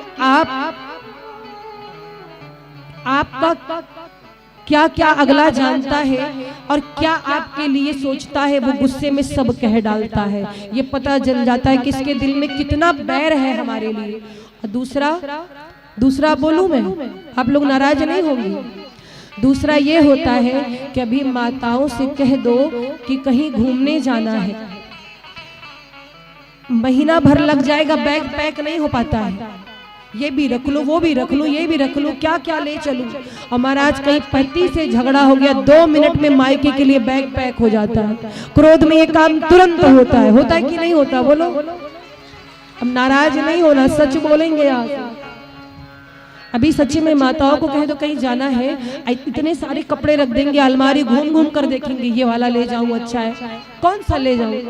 कहीं झगड़ा हो गया तो फिर अच्छा बुरा कुछ नहीं दिखता, 2-4 जो आगे मिले खींच कर तुरंत पैक किया, जा रही हो अपने घर रहना के लिए। प्रेम से बोलो राघवेंद्र सरकार की जय। तो गुस्से में 2 काम तो बहुत जल्दी होता है, एक तो सामान की पैकिंग होती है और दूसरा सामने वाले के दिल में कितना विष भरा है वो निकल आता है। नारद जी बड़ी जली कटी बातें बोल रहे हैं, बहुत क्रोध में है। तब तक सामने से भगवान मिल गए। भगवान आ रहे थे, साथ में विश्व मोहिनी। नारद जी को देखकर भगवान कहते हैं, क्यों नारद जी कैसे हैं? बोले बोलिए नहीं प्रभु, आपने बहुत गलत काम किया है। अरे नारद जी शांत हो जाइए। क्या शांत रहूं प्रभु? अरे नहीं देना था अपना सुंदर मुखड़ा तो मत देते, कम से कम मेरी हंसी तो ना उड़वाते।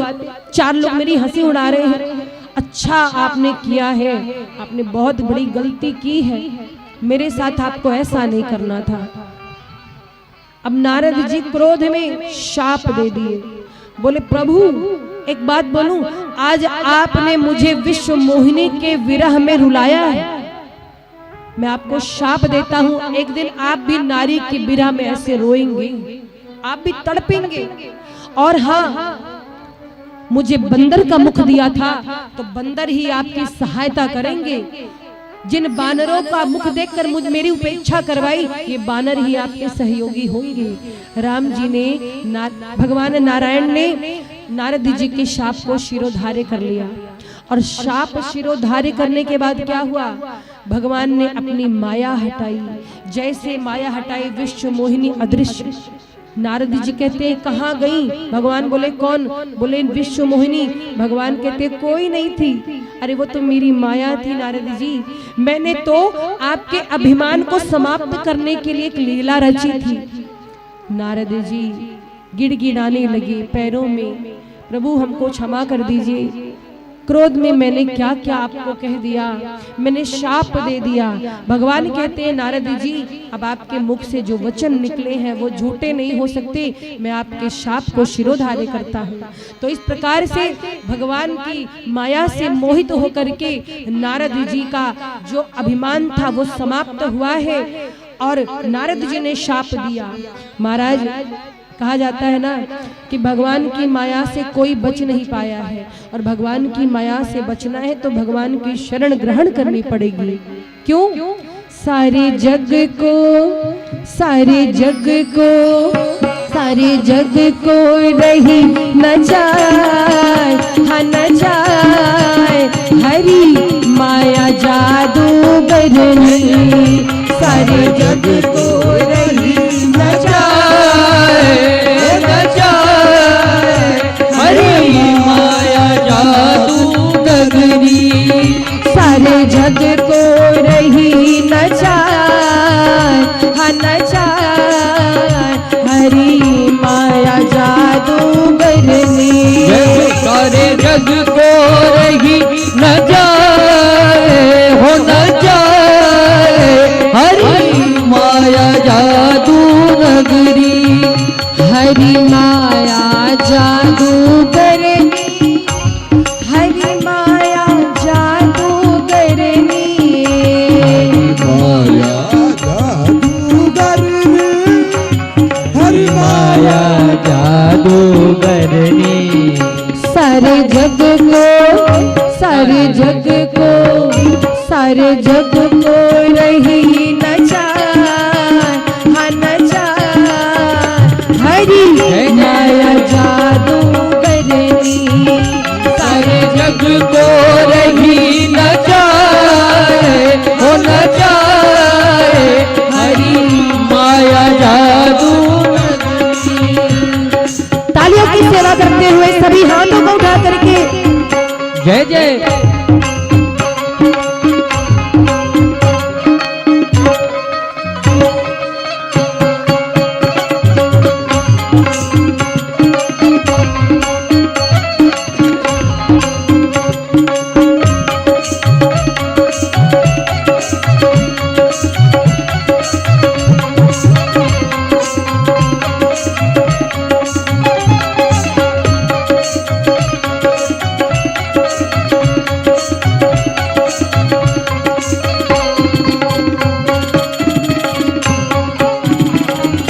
और कुइया को पार न पावे, ये सबको नाच नचावे। कुइया को पार न डाले, ये सबको नाच नचावे। कुइया को पार न पावे, ये सबको नाच नचावे। कुइया को पार न डाले, कोई को नाच नचावे। अति अद्भुत अति अद्भुत अति अद्भुत खेल दिखाए, हाँ दिखाए हरी माया जादूगरनी। अति अद्भुत खेल दिखाए, हो दिखाए हरी माया जादूगरनी। सारे जग को रही न जाए, हाँ न जाए हरी माया जादूगरनी।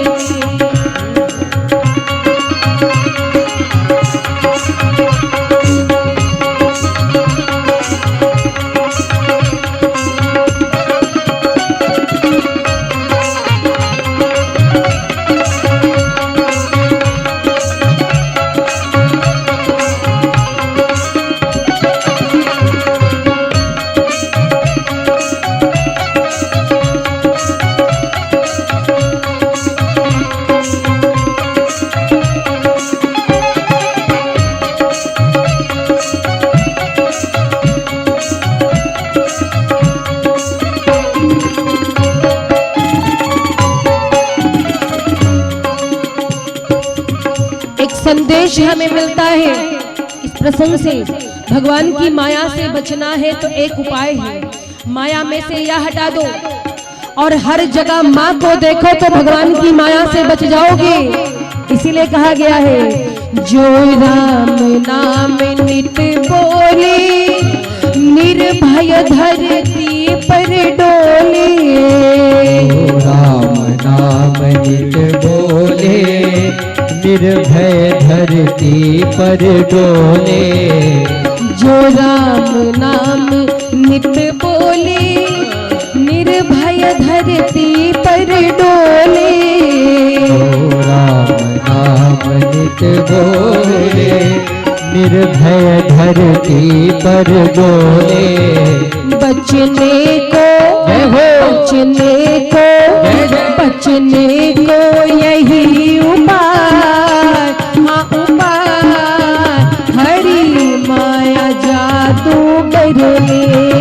बचने को यही उपाय हो उपाय हरि माया जादू करनी।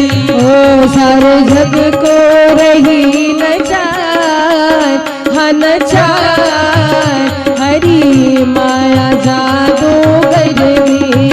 सारे जग को रही न जाए हो न जाए हरि माया जादू करनी। हरि माया जादू करनी। हरि माया जादू सारे जग को रही न चाय, हाँ न चाय हरि माया जादूगरनी।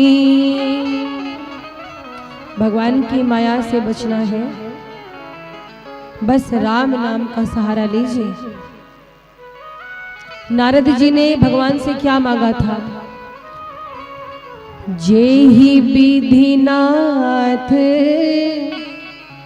होय हित मोरा।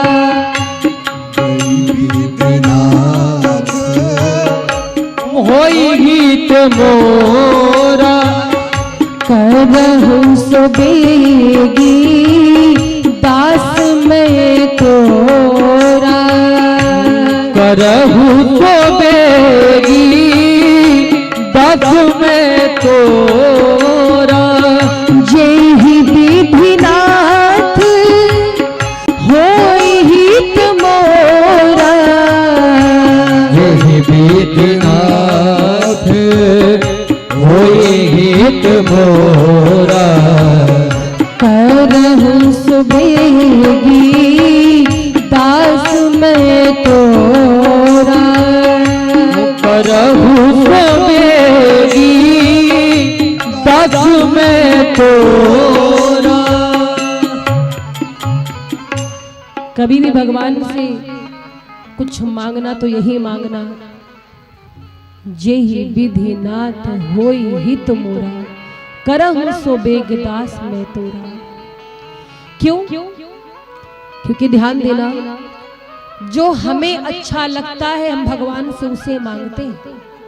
गहराई से समझना, जो हमें अच्छा लगता है अक्सर हम भगवान से वही मांगते हैं, लेकिन जरूरी नहीं है कि जो हमें अच्छा लग रहा है वो हमारे लिए सही हो।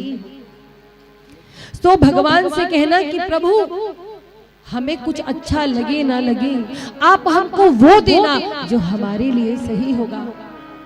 जैसे एक छोटा सा बच्चा उसको चॉकलेट बहुत अच्छी लगती है ना, टॉफी बहुत अच्छी लगती है। मान लो दांत खराब हो रहे, डॉक्टर ने मना कर दिया, अब वो बच्चा माँ से चॉकलेट मांग रहा, माँ मना कर रही है, तो बच्चे को दुख हो जाएगा कि माँ मुझे नहीं दे रही है। बच्चा दुखी हो जाएगा। और माँ क्यों नहीं दे रही है? क्योंकि बच्चे के लिए वो सही नहीं है।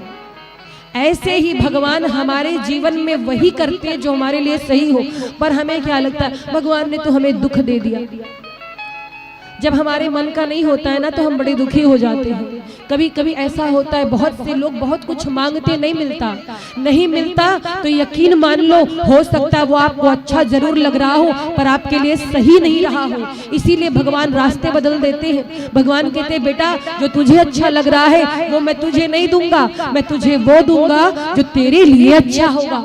इसलिए भगवान से सदैव एक ही प्रार्थना करना कि हे प्रभु जो मेरे लिए उचित हो वही करना। जैसे कोई बच्चा, मान लो कोई बेटा हो, कोई लड़की पसंद कर लो, शादी के लिए पसंद कर लिया, अब वो माँ बाप से कह दे कि मेरी शादी करा दीजिए, क्यों? बोलेगा मुझे पसंद है। लेकिन माँ बाप ऐसे तो शादी नहीं करा देंगे। माँ बाप सोचेंगे कि वो पसंद है, अच्छी बात है, पर योग्य तो होना चाहिए। पसंद होना अलग बात है लेकिन योग्य होना अलग बात है। तो ऐसे ही भगवान वही करते हैं जो हमारे लिए अच्छा होता है। बस समझने में देर लगती है। जैसे कि नारद जी को लगा कि भगवान ने हमारे साथ गलत किया, लेकिन भगवान ने ऐसा क्यों किया? नारद जी हैं भगवान के भक्त। नारद जी खुद भगवान का भजन करते हैं और लोगों को उपदेश करते हैं। और भगवान कहते हैं कि मेरे भक्तों के अंदर कोई कमी ना रह जाए। अगर कोई अवगुण आ गया मेरे भक्त में तो मैं भगवान हूँ, मैं स्वामी हूँ, मेरा कर्तव्य है उसको सही करना, उसको सही रास्ते पे ले जाना। यदि कोई दोष आ गया है उसको दूर करना। और नारद जी के हृदय में अभिमान का बीज अंकुरित हुआ था, भगवान ने उसे जड़ से उखाड़ कर फेंकने के लिए यह लीला की। ऐसे ही जीवन में जब हम कभी गलत रास्ते पर होते हैं तो भगवान हमें सही रास्ते पर लाने के लिए छोटा मोटा दंड देते हैं और हमें लगता है भगवान हमारी सुनते नहीं हैं। तो महाराज नारद जी का मोह भंग हुआ, भगवान को शाप दिया है। इस कारण से भी भगवान का अवतार हुआ। और महाराज क्या कारण बताया? एक बार की बात है, देखो भगवान अनंत है, उनकी कथा अनंत है। कारण तो बहुत सारे पर मुख्य कारण आप सुनो। एक बार की बात है, एक कल्प में ये जो रावण है पहले जालंधर हुआ करता था। जालंधर नाम का राक्षस था और ये बहुत ही पराक्रमी था। जालंधर की पत्नी का नाम था वृंदा और जो वृंदा थी वो बड़ी ही पतिव्रता नारी थी। इतनी पतिव्रता थी कि जब जालंधर युद्ध पे निकलता तो वृंदा भगवान की पूजा में लग जाती और जब तक वो पूजन में बैठती थी उसके पति का कोई कुछ बिगाड़ नहीं पाता था। तो जालंधर को मारने के लिए देवता बड़े परेशान थे। बड़ा बलशाली राक्षस है, कैसे मरे? बार बार देवता युद्ध में हार जाते तो भगवान के पास आए, बोले प्रभु ये मरता ही नहीं है, क्यों? बोले इसकी पत्नी तो यज्ञ में बैठी है, पूजन करते रहती है, जप करती रहती है, इसलिए इसके पति को कोई मार नहीं पाता। भगवान कहते हैं सुनो, इस बार जब जालंधर युद्ध करने आएगा इस बार तुम लोग उसका वध करना, इस बार पक्का वो मर जाएगा। कैसे? भगवान ने कहा वो मुझ पे छोड़ दो।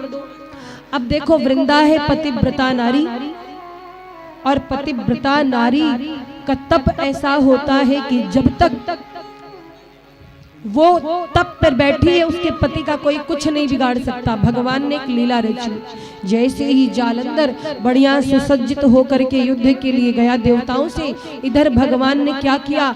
जालंधर का ही रूप धारण कर लिया और आ गए उसके भवन में। अब वृंदा बैठी है पूजन में, जालंधर युद्ध पे गया है, भगवान जालंधर बन करके आई।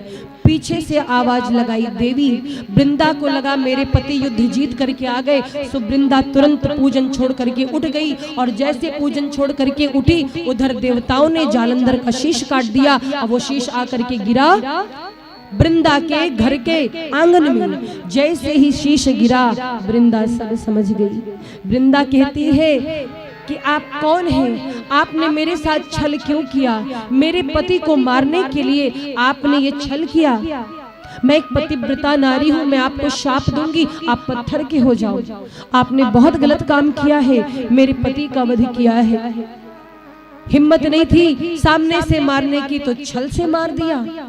भगवान ने शिरोधार्य किया उस शाप को और जब वृंदा ने शाप दिया कि आप पत्थर के हो जाओ, वही भगवान शालिग्राम बने। बोलिए शालिग्राम भगवान की। अब वृंदा पतिव्रता नारी थी, उसने अपने शरीर को त्याग दिया।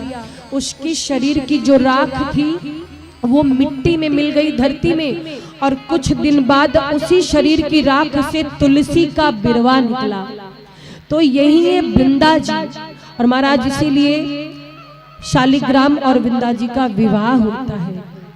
बोलिए राघवेंद्र सरकार की। तो महाराज इस प्रकार से वृंदा ने शाप दिया भगवान को, भगवान पाषाण के बने। और कौन सा कारण बताया? बोले स्वयंभू मनु और शत्रुपा ने बहुत कठिन तपस्या की, भगवान प्रसन्न हुए, बोले वरदान मांगो। तो क्या वरदान मांगा स्वयंभू मनु और शत्रुपा ने कि हे प्रभु आप मेरे बेटा बन करके आ जाइए। और भगवान ने कहा तथास्तु। तो वही स्वयंभू मनु और शत्रुपा जी दशरथ और कौशल्या बन करके आए और भगवान ने उनके घर अवतार लिया। और इसी संदर्भ में राजा प्रताप भानु की कथा सुनाई है भगवान भोलेनाथ ने। प्रताप भानु जो कि बड़े ही धर्मात्मा थे, भगवत भक्त थे, बहुत तप किया करते थे। एक दिन उन्हें धोखा हो गया। धोखा क्या हो गया? वो कपटी मुनि के चक्कर में फंस गए। और महाराज कपटी मुनि उनका पुराना शत्रु था, जो कि युद्ध में हार गया था। हार करके एक वन में रहता था, कुटिया बना करके। राजा प्रताप भानु शिकार खेलते खेलते पहुंचे और कपटी मुनि को अपना गुरु मान लिया, पहचान नहीं पाई। कपटी मुनि ने बदला लेने के लिए प्रताप भानु के साथ छल किया। प्रताप भानु से कहा कि अगर इस संसार में एक छत्र राज्य चाहते हो तो ब्राह्मणों को भोजन कराओ। और महाराज जब ब्राह्मणों को भोजन कराने की बात आई तो प्रताप भानु बड़े प्रसन्न हुए। कपटी मुनि ने कहा कि भोजन तो मैं ही बनाऊंगा। और महाराज भोजन बनाने के लिए क्या किया? भोजन देखने में तो अन्न लग रहा था, पर उसमें मांस बनवाया था कपटी मुनि ने। ब्राह्मण जब भोजन पाने बैठे तो महाराज ब्रह्मवाणी हुई। ब्रह्मवाणी हुई और ब्रह्मवाणी ने क्या कहा कि अरे ब्राह्मणों, तुम जो भोजन करने जा रहे हो, ये जो भोजन तुम्हारे सामने प्रताप भानु परोस रहा है, ये दूषित है और इस भोजन का त्याग करके उठ जाओ, मत खाओ, इसमें मांस है। और ब्राह्मणों ने जब सुना तो कुपित हो गए। भोजन के लिए, आचमन के लिए जो जल हाथ में लिया था, उसी जल से श्राप दे दिया राजा प्रताप भानु को। राजा प्रताप भानु को शाप दिया कि तुमने हमारा धर्म भ्रष्ट करने की कोशिश की है। हम ब्राह्मण शाप देते हैं कि तुम परिवार सहित राक्षस हो जाओ। और क्या कहा कि तुम परिवार के साथ राक्षस हो जाओ। प्रताप भानु का भाई था अरिमर्दन। महाराज यही प्रताप भानु आगे चल करके रावण बना, अगले जन्म में रावण बना। और अरिमर्दन जो है वो कुंभकर्ण बना और उनके जो मंत्री थे वो विभीषण बने। महाराज तो इस प्रकार से रावण जब अपने परिवार के सहित जन्म लिया है धरती पर, था तो वो राक्षस कुल में। रावण की जो माँ है उनका नाम है कैकशी, वो राक्षस कुल की थी। और रावण के जो पिता हैं वो मुनि पुलत्स्य हैं, ब्राह्मण हैं। महाराज रावण थे तो ब्राह्मण के पुत्र, लेकिन माँ का संस्कार आने से राक्षस हो गए। तो रावण को जब जन्म मिला, घोर तपस्या करी है ब्रह्मा जी की और वरदान प्राप्त कर लिया बहुत सारा। वरदान क्या प्राप्त किया? जब तपस्या की तीनों भैया ने, विभीषण जी ने, कुंभकर्ण ने और रावण ने तपस्या करी, और ब्रह्मा जी जब वरदान देने आए तो क्या मांगा? रावण कहता है कि ब्रह्मा जी मुझसे खुश हैं तो ऐसा आशीर्वाद दीजिए, ऐसा वरदान दीजिए कि हम किसी के मारने से मरे नहीं, कोई हमें धरती पर मार ना सके, हम काहू के मर ही ना मारे। ब्रह्मा जी ने कहा अच्छा, हमको मालूम था तुम कुछ ऐसा ही वरदान मांगोगे, इसीलिए शिव जी को साथ में लेकर आए हैं। शिव जी कौन? संहार के देवता। ब्रह्मा जी शिव जी को साथ में लेकर के आए थे और बोले कि इस धरती पर कोई अमर नहीं है, कोई और दूसरा वरदान मांगो, क्योंकि महाराज सत्य है, कोई फूल बाग में ऐसा ना खिला जैसे खिल करके मुरझाना ना पड़ा। कोई फूल बाग में ऐसा ना खिला जिसको खिल करके मुरझाना ना पड़ा। और प्रकृति का ये अटल सिद्धांत है, जिसको आना पड़ा उसको जाना पड़ा। ये प्रकृति का नियम है। रावण से ब्रह्मा जी कहते वरदान कुछ और मांगो, तो इस बार रावण ने क्या मांगा? रावण कहता है अगर कोई हमको मार सके तो केवल 2 लोग। बोले कौन? कहे या तो मनुष्य या तो बंदर। ब्रह्मा जी कहते हैं ऐसा वरदान काहे को मांगते हो? तुम्हें मनुष्य और बंदर से डर नहीं लगता? रावण बोला बंदर शाकाहारी होते, वो मुझे मार ही नहीं सकते। और मनुष्य बोले धरती पर मैं एक भी मनुष्य छोड़ूंगा ही नहीं, शरीर से सब मनुष्य रहेंगे, स्वभाव से मैं सबको राक्षस बना दूंगा। ब्रह्मा जी बोले तथास्तु। महाराज रावण को वरदान मिल गया। कुंभकर्ण बहुत भारी शरीर वाला था। ब्रह्मा जी ने सोचा इतना भारी शरीर है, खाता खूब होगा, ये खाएगा खूब, और कहीं ये जागता रहा तो कुछ ही दिनों में पूरी पृथ्वी साफ कर देगा। तो माँ सरस्वती की आराधना की, सरस्वती मैया का आवाहन किया और कहा कि इनकी बुद्धि बदल दो। मैया सरस्वती ने कुंभकर्ण की बुद्धि बदल दी। तो कुंभकर्ण ने अपने लिए 6 महीने नींद मांग लिया। बोले कि हम 6 माह तक सोते रहे। तथास्तु कह दिया। और महाराज आगे पढ़े विभीषण जी के पास। विभीषण जी से कहा कि पुत्र वरदान मांगो। विभीषण जी कहते हैं कि हमें और कुछ नहीं चाहिए, बस भगवान के शरण में मुझे प्रेम हो, मैं भगवान की प्रीति चाहता हूँ, भगवान का भजन करता रहूं। महाराज विभीषण कहते हैं कि भगवंत पद कमल अमल अनुराग, बस भगवान के चरणों में मेरी प्रीति बनी रहे। ब्रह्मा जी ने कहा तथास्तु। विभीषण जी भजन में लग गए। कुंभकर्ण सो गया और रावण लगा अत्याचार करने। रावण का अत्याचार कैसा था महाराज? चलत दसानन डोलत अवनी। रावण चलता तो पूरी पृथ्वी हिलती थी, और नारियों के जो देव रमणियां हैं उनके गर्भ गिर जाते, इतना विशालकाय शरीर था रावण का, और ऐसा बलशाली था वो। महाराज रावण को वरदान मिल गया। रावण ने अत्याचार शुरू कर दिया, चारों तरफ अत्याचार शुरू कर दिया। ब्राह्मणों को सताने लगा, भक्तों को मारने लगा दौड़ा दौड़ा करके। जहां कहीं यज्ञ हो, जहां कहीं हवन हो, रावण बाधा डालता। और महाराज गौ ब्राह्मण पर अत्याचार करने लगा।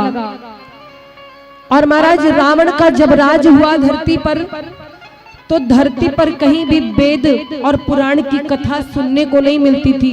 कोई कथावाचक अगर भगवान की कथा सुनाता तो रावण उन्हें दौड़ा दौड़ा करके मारता था। महाराज जप जोग विरागा तप मख भागा, श्रवण सुनई बस सीसा।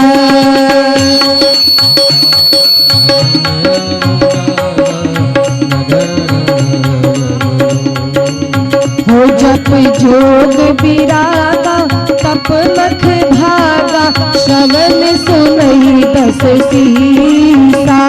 आपन उठी धावा रहे न पावई, धरि सब घालई खीसा। अस भष्ट अचारा भाषण सारा, धर्म सुनिय नहीं माना।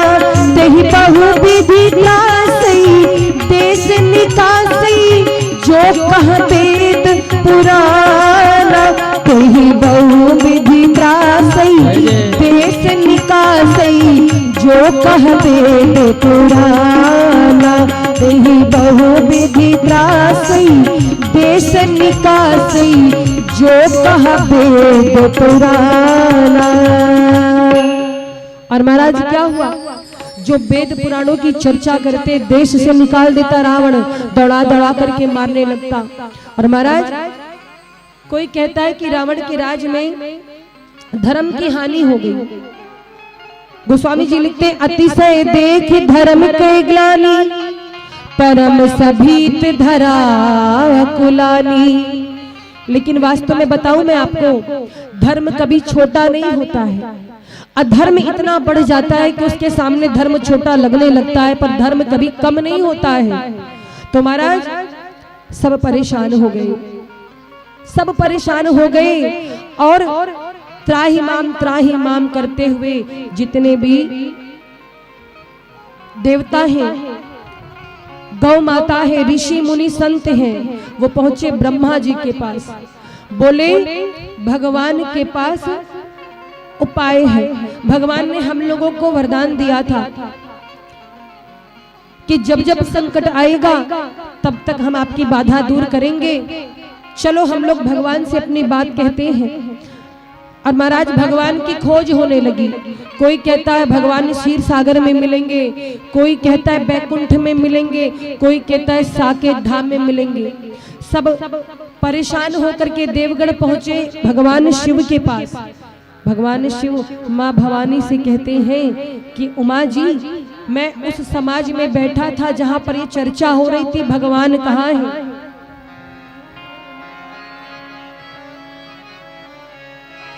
कहते मैं उस समाज में था जहां भगवान की खोज हो रही थी।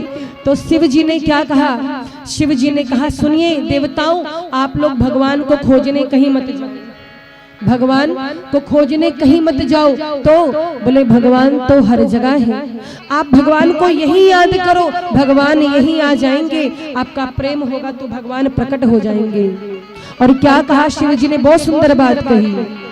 हरि व्यापक सर्वत्र समाना, हरि व्यापक सर्वत्र समाना, हरि व्यापक सर्वत्र समाना, हरि व्यापक सर्वत्र समाना, हरि व्यापक सर्वत्र समाना, हरि व्यापक सर्वत्र समाना, प्रेम से प्रकट होई मैं जाना, प्रेम से प्रकट हो ही मैं जाना, प्रकट होई मैं जाना, हो हरि व्यापक सर्वत्र समाना, हरि व्यापक सर्वत्र समाना, प्रेम से प्रकट हो ही मैं जाना, प्रेम से प्रकट होगी मैं जाना। शिव जी ने कहा कि हरि व्यापक सर्वत्र समाना, प्रेम ते प्रकट हो ही मैं जाना। देवताओं आपको कहीं जाने की जरूरत नहीं है, भगवान को यही याद करो। और सबने भगवान की स्तुति गाई। ब्रह्मा जी बड़े खुश हुए। ब्रह्मा जी साधु साधु कह के शिव जी की प्रशंसा करने लगे। और महाराज अब सारे देवता भगवान की स्तुति करते हैं, भगवान से कहते हैं कि हे प्रभु आप प्रकट होइए, धरती पर संकट है, इस रावण ने बड़ा अत्याचार कर दिया है। धर्म की ग्लानि देख करके सारे देवता दुखी हो गए और भगवान की प्रार्थना कर रहे हैं। जय जय सूर्यनायक जन सुखदायक प्रणत पाल भगवंता, सूर्यनायक जन सुखदायक प्रणत पाल भगवंता, जो द्विज हितकारी जय असुरारी सिंधुसुता प्रियकंता, तुझे हितकारी जय पुरारी सिंधु सीता प्रियंका,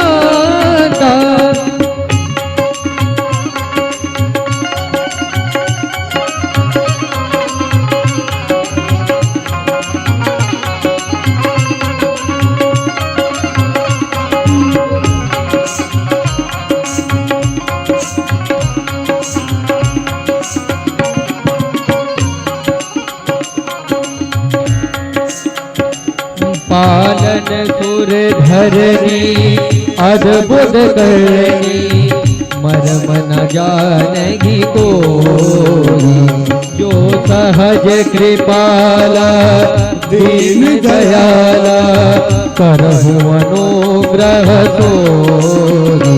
जय जय अविनाशी सब भक्तवासी, व्यापक परमानंदा, अभिगत गोतीतम चरित पुनीतम, माया रहित मुकुंदा।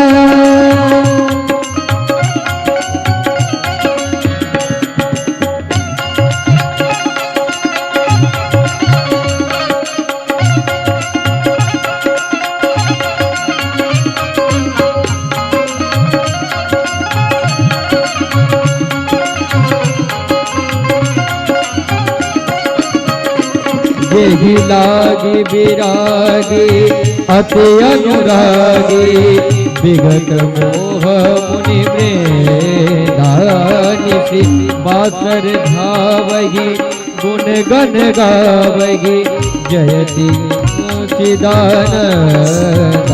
जिहि सृष्टि उपाय त्रिविध बनाई, संग सहाय न दूजा, सो करई चिंत हमारी, जानिय भगति न पूजा, जो भव भय भंजन मुनि मनोरंजन, गंजन विपति बरूपा, मन बचत्रम वाणी छाड़ी करानी, शरण सकल सुर जोता।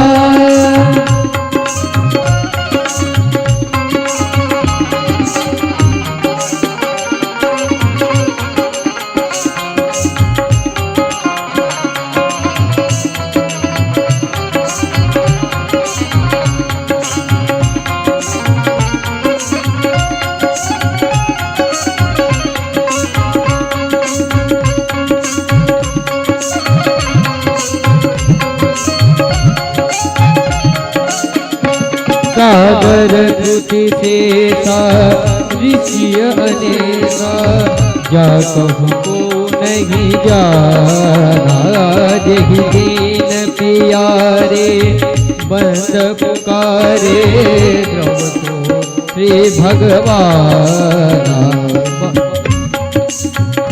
भवबारिधि मंदर सब विधि सुंदर, गुण मंदिर सुख पुंज, मुनि सीधि सकल सुख परम भयातुर, नमति नाथ पद कंज, नमति नाथ पद कंज, नमति नाथ पद कंज।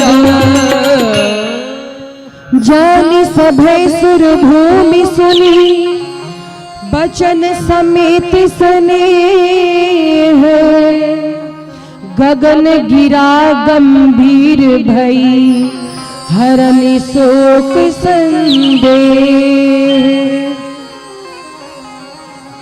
महाराज क्या हुआ जब सारे देवताओं ने स्तुति करी है, हाथ जोड़ करके, तो आकाशवाणी हुई।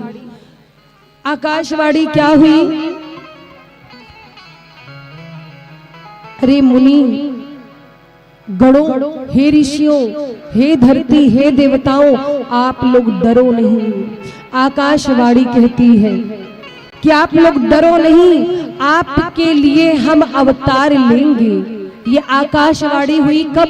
जब सभी त्राहिमाम करने लगे, भगवान को याद करने लगे।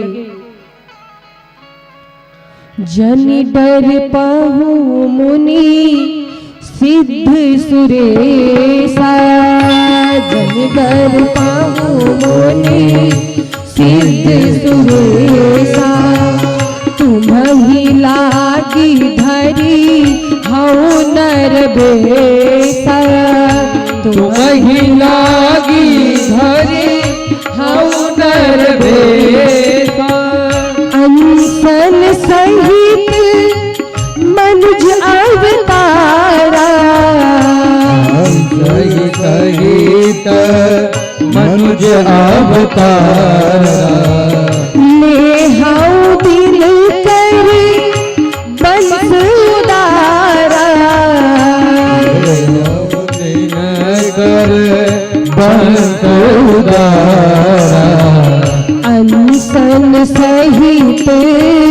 मनुज अवतारा कंसन सहित मनुज अवतारा ले हूँ दिन करे वंश उदारा देह दीन कर बंस उदारा। भगवान ने कहा कि आप लोग डरिए मत, आपके लिए हम मनुष्य रूप धारण करेंगे। और क्या कहा, ले हम दिनकर वंश उदारा, हम सूर्य वंश में आएंगे और अंशों सहित आएंगे। भगवान की ये वाणी सुन करके सभी बहुत धन्य धन्य हुए। और महाराज अब भगवान भोलेनाथ कथा को कैलाश पर्वत से उतार करके अयोध्या में लेकर के आ रहे हैं। बोलिए अयोध्या धाम की। अयोध्या के प्रतापी राजा श्री दशरथ जी, भगवान की कृपा से कोई कमी नहीं है इनके, लेकिन कोई औलाद नहीं, कोई संतान नहीं है, वृद्धावस्था आ गई है। एक दिन राजा दशरथ बैठे थे सिंहासन पर और मन में विचार करने लगे, इतना बड़ा राज्य है, इतनी बड़ी मेरी प्रजा है और इतनी सारी प्रजा को मैं अपने बच्चों जैसा प्रेम करता हूँ। जब मैं नहीं रहूंगा धरती पर तो इस प्रजा का देख रख कौन करेगा, पालन कौन करेगा। आज मन में राजा दशरथ के थोड़ी सी चिंता हुई। अपने लिए नहीं, प्रजा के लिए सोच रहे हैं कि हमारे जाने के बाद हमारी प्रजा को कौन देखेगा। और महाराज मन में भाव आया, क्या भाव आया कि गुरु जी से बात करनी चाहिए। और महाराज यहाँ पर एक चौपाई आती, एक बार भूपति मन माही। ये एक बार शब्द रामचरितमानस में 18 बार आया है और जहां जहां एक बार आया है वहां वहां कुछ बड़ा काम हुआ है। तो यहाँ पर एक बार भूपति मन माही।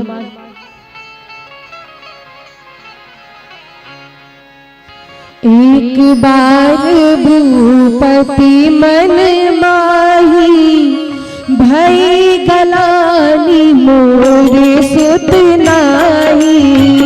एक बार भूपति मन माही, भई गलानी मोरे सुत नाही।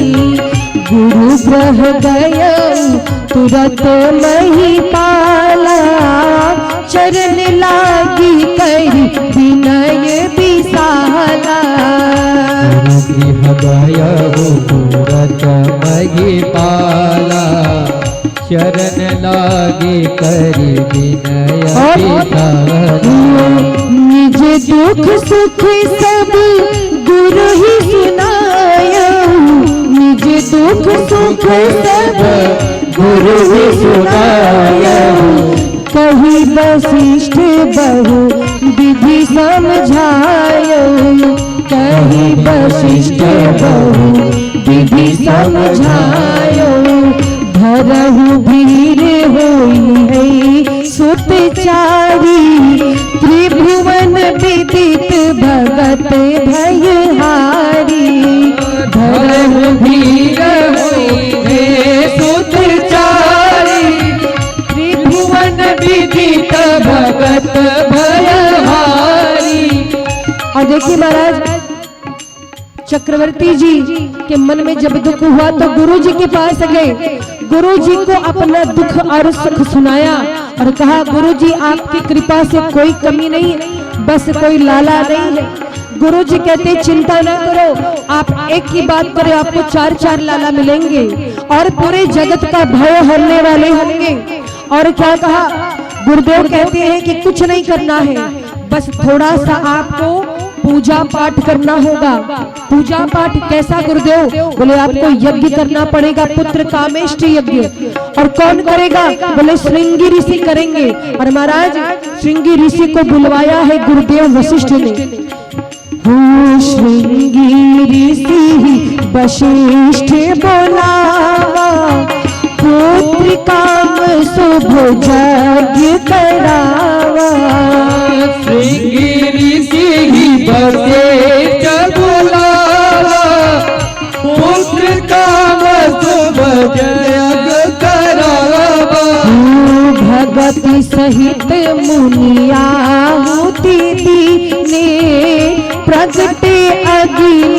चरु कर लीने। भक्ति गीत मुनि आहुति दीने, प्रगटे अग्नि चरु कर लीने।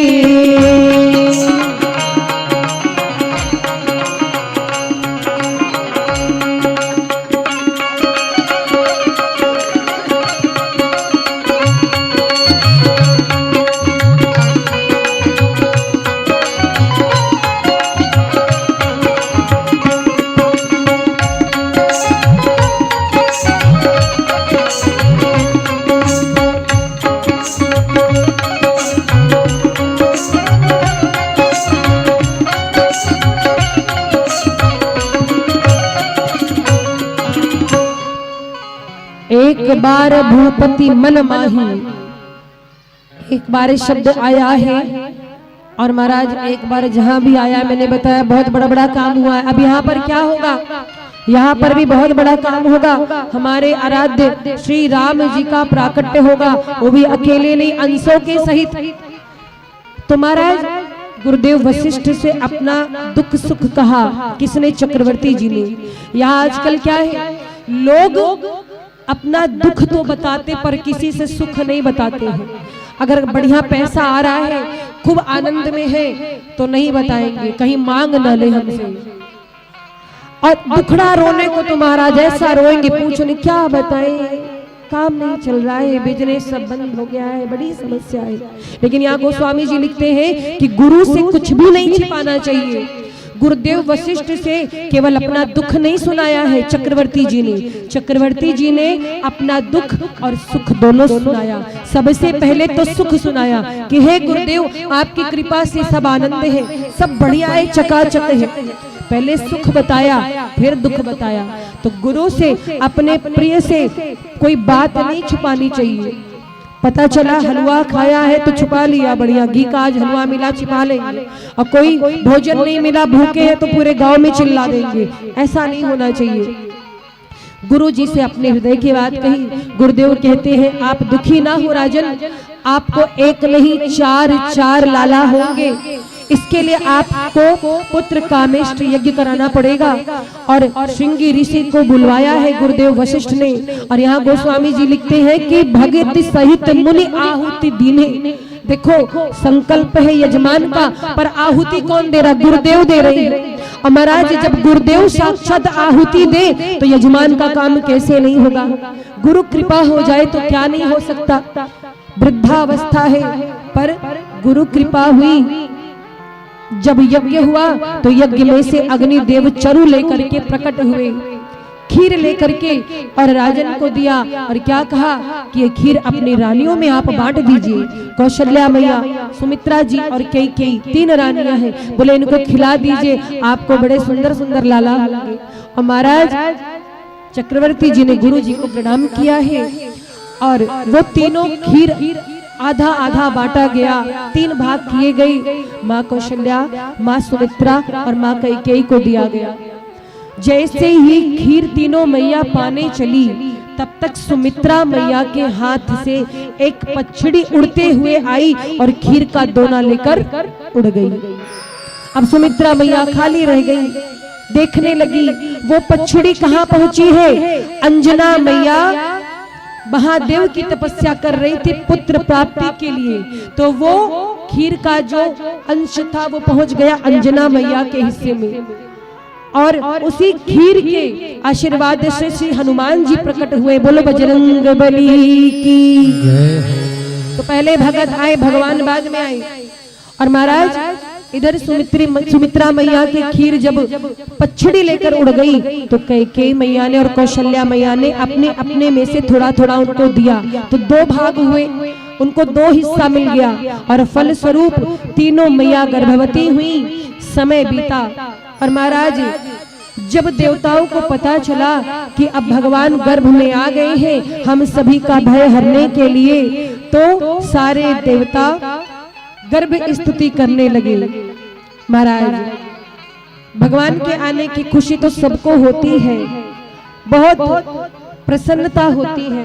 और गोस्वामी जी लिखते हैं कि जिस दिन से भगवान मैया के गर्भ में आए थे उसी दिन से पूरी अयोध्या का रूप ही बदल गया था। जा दिन ते हरि गर्भ ही आए, सकल लोक सुख संपत्ति छाए। भगवान आने वाले हैं, इसलिए पहले ही सारी प्रसन्नता को अयोध्या में भेज दिया। और महाराज समय आ गया। कौन सा समय आ गया? नौमी तिथि मधुमास पुनीता। नौमी तिथि चैत्र का महीना, दिन का समय महाराज अभिजीत मुहूर्त है। और गोस्वामी जी लिखते हैं मध्य दिवस अति शीत न घामा। भगवान श्री राम जी के आने का जब समय हुआ था तो उस समय न ज्यादा ठंड थी और न ज्यादा धूप था, मध्यम समय था। नो मेरे सरकार गर्भ में आ चुके और गर्भ में आने के बाद सभी बड़े आनंदित हुए। अयोध्या में भी चर्चा हो गई है कि बुढ़ापे में भी आज गुरु कृपा से दशरथ जी को संतान प्राप्ति का सुख मिलने वाला है। नौमी तिथि मधुमास पुनीता, शुक्ल पक्ष अभिजीत हरि प्रीता। नौमी तिथि मधुमास पुनीता, सकल पक्ष अभिजीत हरि प्रीता। मध्य दिवस अति शीत न घामा, पावन काल लोक विश्राम। मध्य दिवस अति शीत न घामा, पावन काल लोक विश्राम। सुर समूह बिनती करी, पहुँचे निज निज धाम। जग निवास प्रभु प्रगटे, अखिल लोक विश्राम। श्री राम जय राम जय जय राम। श्री राम जय राम जय जय राम। श्री राम जय राम जय जय राम। श्री राम जय राम जय जय राम। और महाराज जैसे ही देवताओं को पता चला भगवान गर्भ में आ गए हैं, सुर समूह विनती करी, पहुंचे निज निज धाम। सब विनती करने के लिए पहुंच गए हैं। और महाराज वो समय आ गया जिस समय की प्रतीक्षा रावण को है, जिस समय की प्रतीक्षा धरती मैया को है, जिस समय की प्रतीक्षा भक्तों को है, संतों को है। बोली राघवेंद्र सरकार की। मैया कौशल्या सुबह से ही अपने भवन में अंतःपुर में विश्राम कर रही थी और अचानक से उनके सामने एक प्रकाश हुआ, दिव्य प्रकाश। माँ देखने लगी, कौन था? भगवान चार भुजाधारी, बढ़िया पीताम्बरी धारण किए, श्रृंगार किए सामने खड़े थे। भगवान प्रकट हुए। मैया कहती हैं कि अरे आप तो लाला बनकर के आने वाले थे, आप कैसे आई? चार भुजाधारी बनकर के आई। भगवान कहते हैं माँ आप मेरी माया से मोहित मत होना, मैं आपको सर्वप्रथम दर्शन देता हूँ, फिर मैं आपके गर्भ से अवतरित होऊंगा।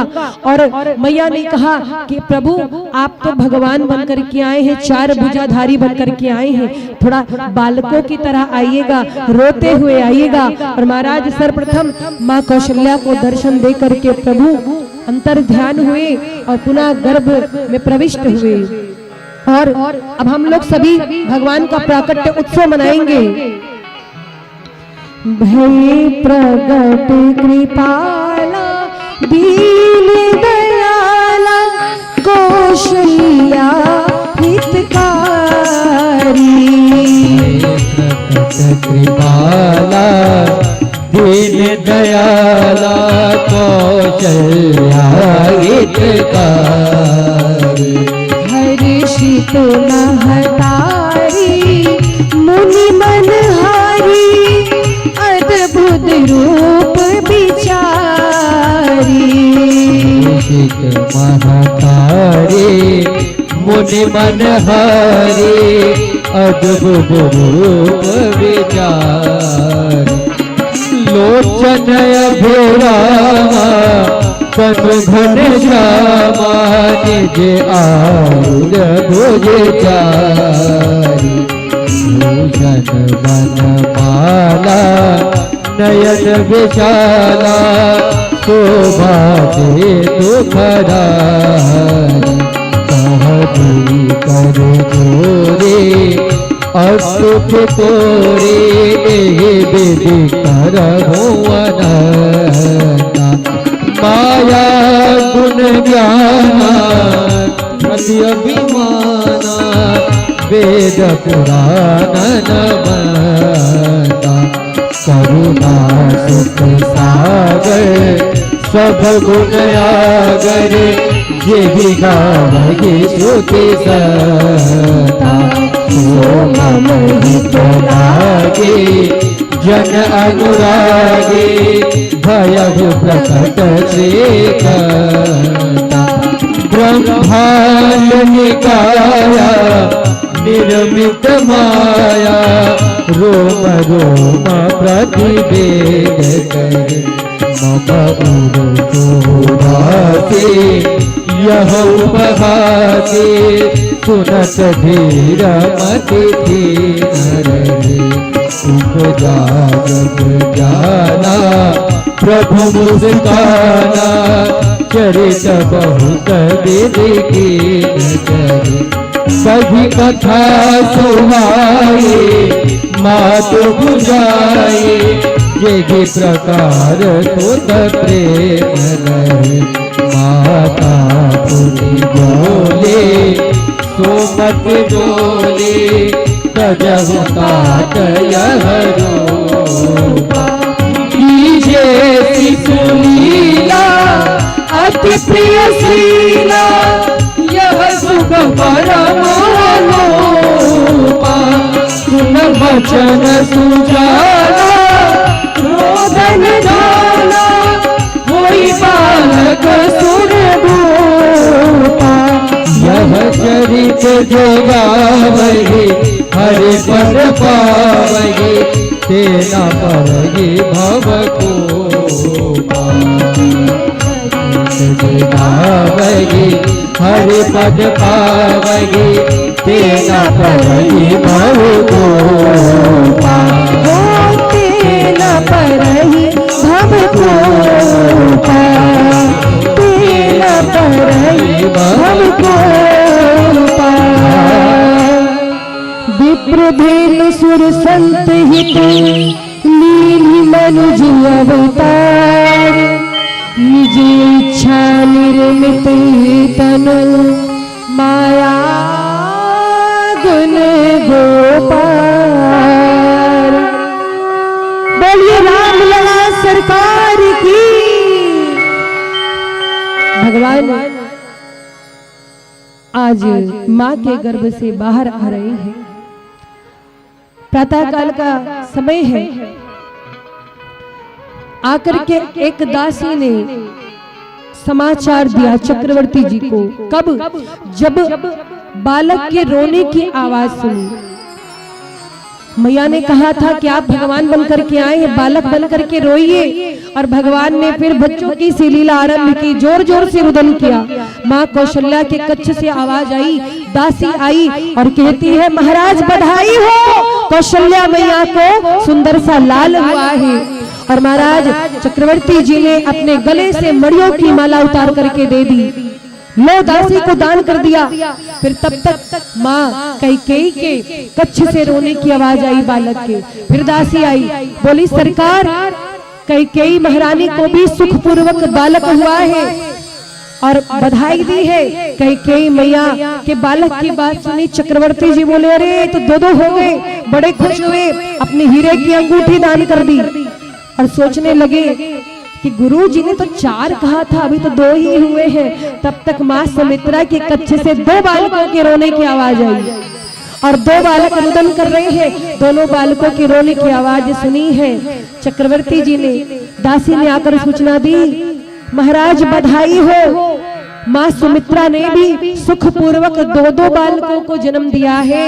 और चक्रवर्ती जी ने फिर से मड़ियों की माला उतार करके दासी को दी। महाराज आज वो आनंद प्राप्त हुआ है चक्रवर्ती जी को। हम कह सकते हैं कि 4 बालकों के रूप में आज चारों पुरुषार्थ प्राप्त हो गए हैं, धर्म अर्थ काम और मोक्ष। और आइए हम लोग अब अयोध्या नगरी की तरह उत्सव मनाएंगे। अवध में आनंद भयो, आज बधाई होगी, सोहर भी होगा, सबको नृत्य करना। अभी नहीं, बैठिए, जब कहा जाएगा तब ताली बजाते रहे सभी। अवध में आनंद भयो, जय रघुवर लाल की। अवध में आनंद भयो, जय रघुवर लाल की। अवध में आनंद भयो, जय रघुवर लाल की। अवध में आनंद भयो, जय रघुवर लाल की। हाथी घोड़ा पाल की, जय रघुवर लाल की। घोड़ा पाल के जय रघुवर लाल की। हाथी घोड़ा पाल की, जय रघुवर लाल की। घोड़ा पाल के जय रघुवर लाल की। अवध में आनंद भयो, जय रघुवर लाल की। अवध में आनंद भयो, जय रघुवर लाल की। अवध में आनंद भयो, जय रघुवर लाल की। अवध में आनंद भयो, जय रघुवर लाल।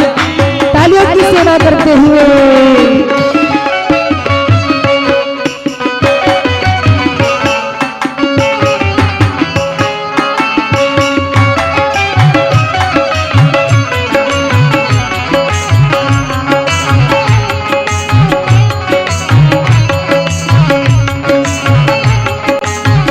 जय हो।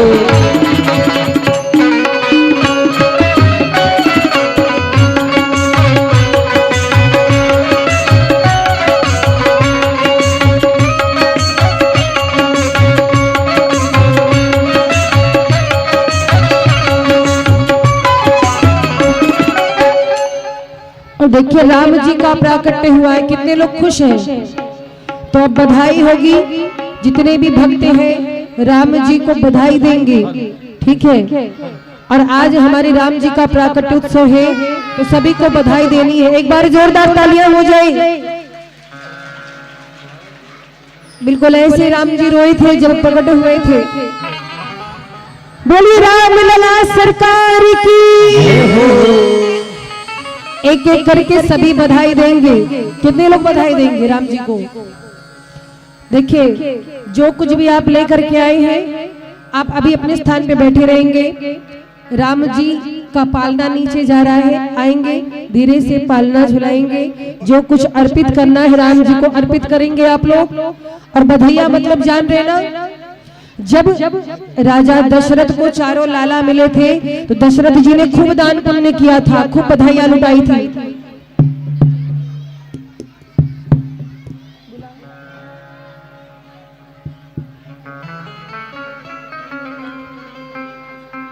बधाई होती रहेगी। आप लोग अभी अपने स्थान पे बैठिए, अभी तो खूब नृत्य भी करना है।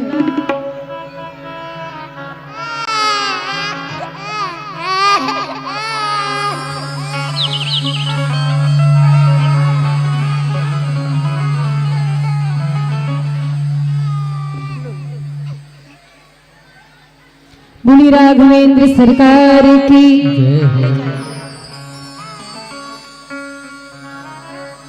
चलिए सबसे पहले बधाई कमेटी की ओर से, इसके बाद सारे भक्त जिनको जिनको राम जी अच्छे लग रहे हैं, राम जी को कुछ अर्पित करना है। धनी धनी चैत महीनवा के असुघर समैया हो। ताली बजाइएगा, साथ में गाइएगा और बधाई भी ले आइएगा, क्योंकि राम जी आए हैं। यह अवसर मिला है दान पुण्य करने का। बलैया लेंगे, राम जी की पलना झुलाएंगे, ठीक है। आइए मिलकर के सभी। धनी धनी चैत महीनवा की सुघर समैया हो। धनी धनी चैत महीनवा के सुबर समय याद हो राम प्रगट भये रघुरैया परम सुख दयालु हो। राम प्रगट भये रघुरैया परम सुख दयालु हो।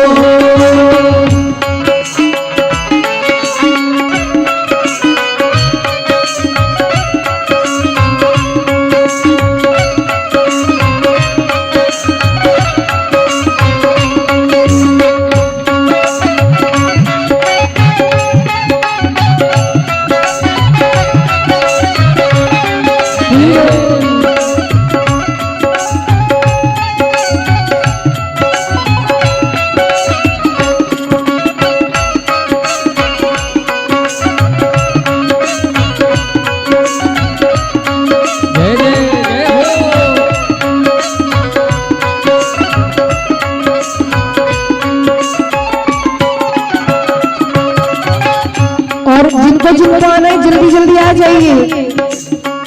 जिनको राम जी को कुछ बधाई देनी है, भाई किसी के बर्थडे में जाते खाली हाथ जाते नहीं जाते ना, तो आज रामलला सरकार को बधाई नियम में देना चाहिए। चलिए मिल करके बोलेंगे, सभी ताली बजाते रहिए। धनी धनी अवध निपति बरी प्रभु प्रगटावहि हो। धनिपति बर प्रभु प्रगटावहि हो। धनी धनी अवध निपति बर प्रभु प्रगटावहि हो। धनिपति बर प्रभु प्रगटावहि हो। राम धनी धनी माई कौशल्या दिनवा देखावहि हो। राम धनी धनी माई कौशल्या दिनवा देखावहि हो।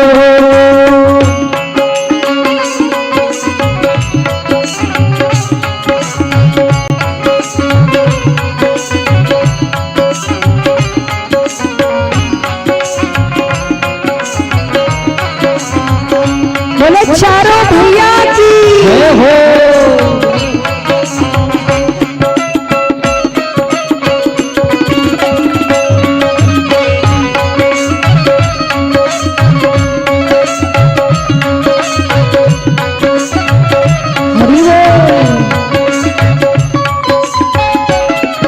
और देखो जो सुख ब्रह्मा आदि देवताओं के लिए दुर्लभ है, आज अयोध्या वासी उस सुख का अनुभव कर रहे हैं। जो सुख दुर्लभ ब्रह्मा आदि सब देवन हो।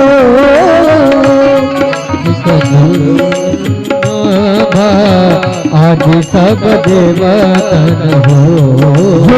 जो सुख दुर्लभ ब्रह्मा आदि सब देवन हो।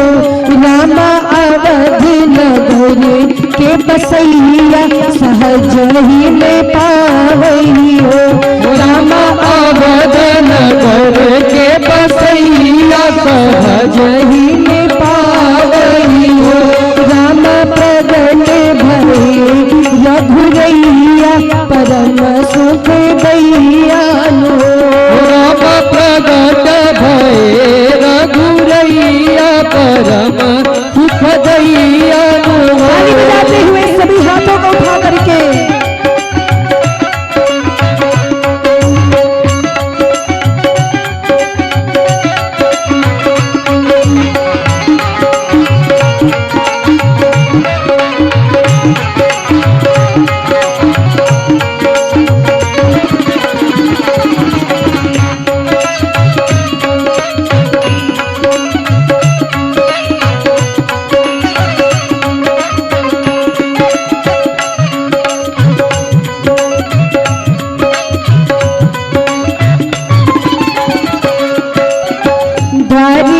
बाजे बधाई महल बीच सोहर हो। पे बाजे बधाई महल बीच सोहर हो। द्वारी पे बाजे बधाई महल बीच सोहर हो। द्वार पे बाजे बधाई महल बीच सोहर हो। रामा सोहतते रानी जी के गोद ललनवा मनोहरी हो। राम सोहतते रानी जी के गोदी ललनवा मनोहर हो। रामा सोहतते रानी जी के गोद ललनवा मनोहरी हो। राम सोहतते रानी जी के गोदी ललनवा मनोहर हो।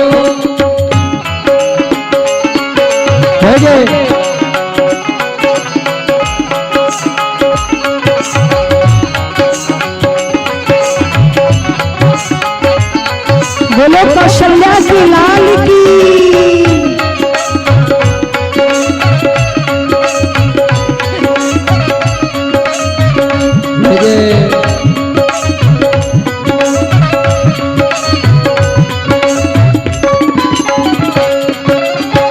आरती कर रही युवती जन मंगल गावही हो। आरती कर युवती जन मंगल गावही हो। आरती कर रही युवती जन मंगल गावही हो। रमसिया अली जीवन धन लखी लखी सुखवा पावही हो। रामसिया अली जीवन धन सुखवा पावही हो। राम प्रगट भये रघुरैया परम सुख दैयानु हो। राम प्रगट भये रघुरैया परम सुख दैयानु हो। राम प्रगट भये रघुरैया परम सुख दैयानु हो। बोली राघवेंद्र सरकार की। और महाराज अयोध्या में उत्सव चल रहा है, थोड़ी देर उत्सव यहाँ भी चलेगा। फिर कल की कथा में आप लोग भगवान की बाल लीला सुनेंगे। जितने लोगों ने भी न्यौछावर नहीं दी जल्दी जल्दी करें, जल्दी जल्दी करिए। इसके बाद आपको नृत्य भी करना है, फिर अपने अपने घर भी जाना है। चलो रे सखी देख आई प्यारी रघुरैया। मिलकर के सभी तालियों की सेवा करते हुए चलो रे सखी देख आई प्यारी रघुरैया। चलो रे सखी देख आई प्यारे रघुरैया। चलो रे सखी देख आई प्यारे रघुरैया। चलो रे सखी देख आई प्यारे रघुरैया। प्यारी रघुरैया मेरी प्यारी रघुरैया। प्यारे रघुरैया प्यारे रघुरैया। प्यारी रघुरैया मेरी प्यारी रघुरैया। प्यारे रघुरैया प्यारे रघुरैया। ओ प्यारी रघुरैया चलो रे सखी देख आई प्यारी रघुरैया। चलो रे सखी देख आई प्यारे रघुरैया। चलो रे सखी देख आई प्यारी रघुरैया।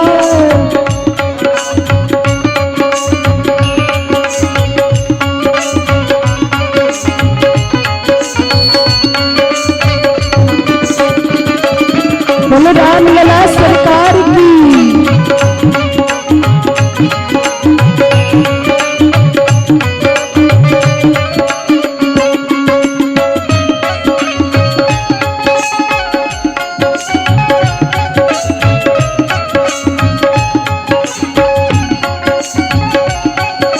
और इधर माताओं ने तो रामलला सरकार की न्यौछावर ले ली। अब इधर भाई आप लोग भी बैठे, आप लोग को नहीं लेना है, दर्शन नहीं करना है। तो जो कुर्सी पे बैठे हैं सभी लोग आप लोग को भी थोड़ा समय दिया जा रहा है, आप लोग भी आ जाइए ये पुरुष वर्ग की ओर से। और ये कुर्सी थोड़ा हटा लो भैया, आने दो। आप लोग भी आकर के रामलला सरकार का दर्शन कर लीजिए, कुछ बधाई दे दीजिए। राजा दशरथ जी ने तो खूब अन्न धन लुटाया था, खूब दान किया था। देखते सैदनपुर के भक्त आज कितना दान करते हैं, तालियों की सेवा करती है। आ जाइए, इधर से भी आ जाइए आप लोग। राम लक्ष्मण भरत शत्रुघ्न सुंदर चारों भैया। राम लक्ष्मण भरत शत्रुघ्न सुंदर चारों भैया। राम लक्ष्मण भरत शत्रुघ्न सुंदर चारों भैया। राम लक्ष्मण भरत शत्रुघ्न सुंदर चारों भैया। मध्य दिवस में प्रगट भये हैं, मध्य दिवस में प्रगट भये हैं। गुन गुन लेत बधैया चलो रे सखी देख आए प्यारे रघुरैया। चलो रे सखी देख आए प्यारे रघुरैया। प्यारे रघुरैया हो दुलारे रघुरैया।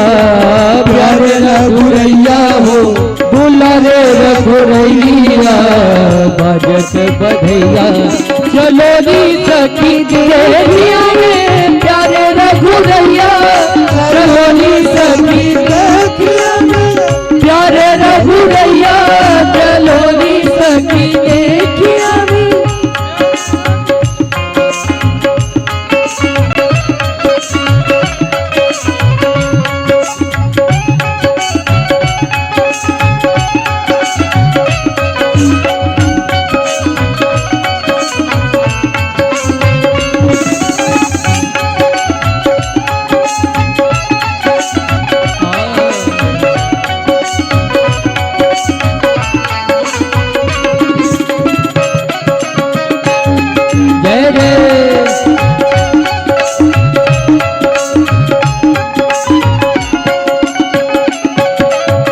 दशरथ निप खोल खजाना मंगल तृप्त करैया। सुनि दशरथ निप खोल खजाना तृप्त करैया। हो मंगल तृप्त करैया, मंगल तृप्त करैया। लाल निछावर वसन लुटावे, लाल निछावर वसन लुटावे। भूषण मणि जड़ैया चलो री सखी देखियो में प्यारे रघुरैया। चलो री सखी देखियो में प्यारे रघुरैया। चलो री सखी देखियो में प्यारे रघुरैया। चलो री सखी देखियो में। अरे आप लोग अपने स्थान पे खड़े हो जाइए। क्यों खड़े हुए मालूम है? देखिए भाई, अयोध्या में उत्सव मनाया गया था, यहाँ भी होना चाहिए। अब आप कितना आनंद लेते हो आपके ऊपर है, ठीक है। बोली राघवेंद्र सरकार की हो। बाजी ढोल नगाड़ा शहनैया बाज रे।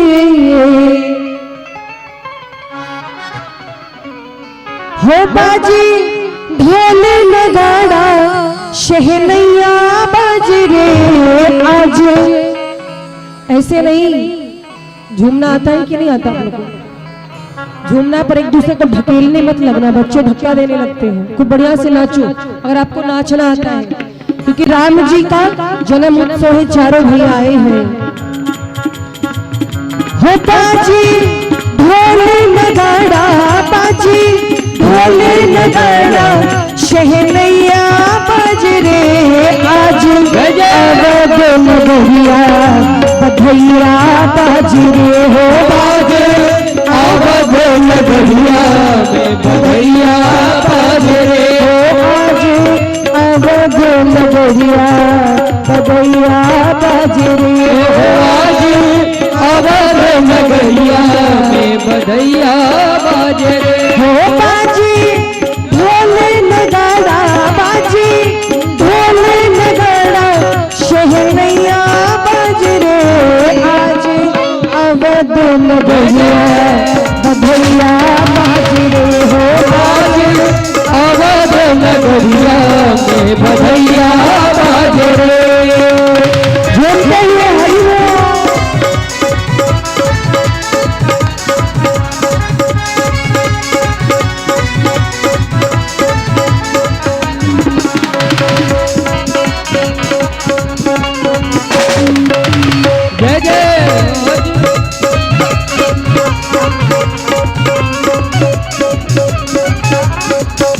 कौन कौन नाच रहा है देखो आज राम जी के आने की खुशी में।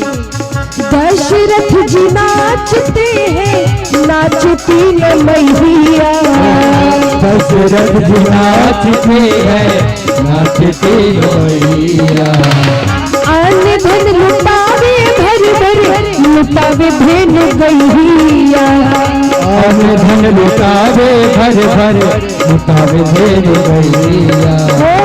दशरथ जी नाचते हैं नाचती न मैया, अन्न धन लुटावे भर भर लुटावे भेन गैया।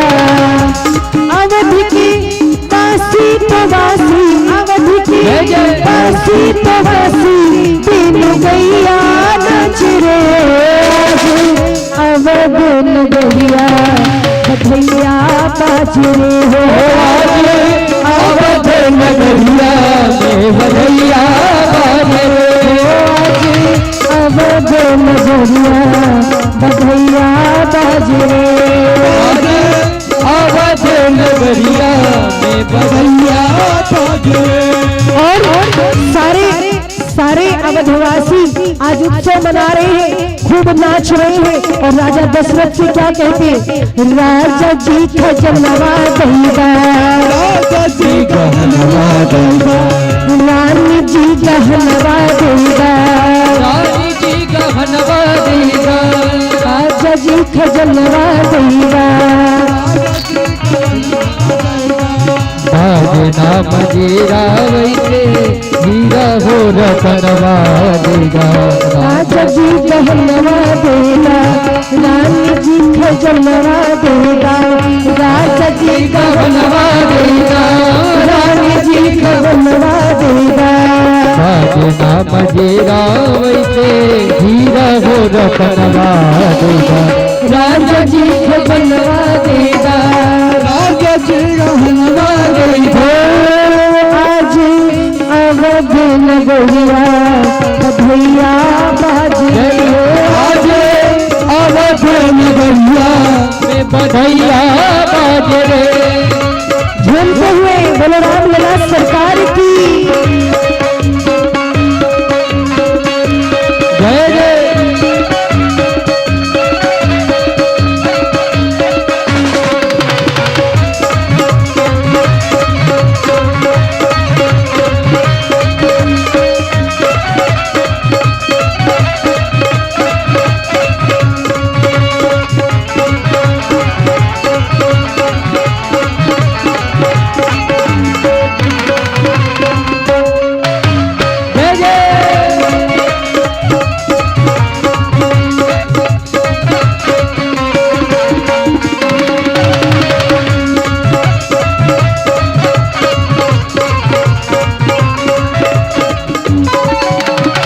और खुशियों से झूमती है अवध की नारी, खुशियों से झूमती है अवध किनारे, प्रगति है चारों भैया अवध बिहारी, प्रगति है चारों भैया अवध बिहारी।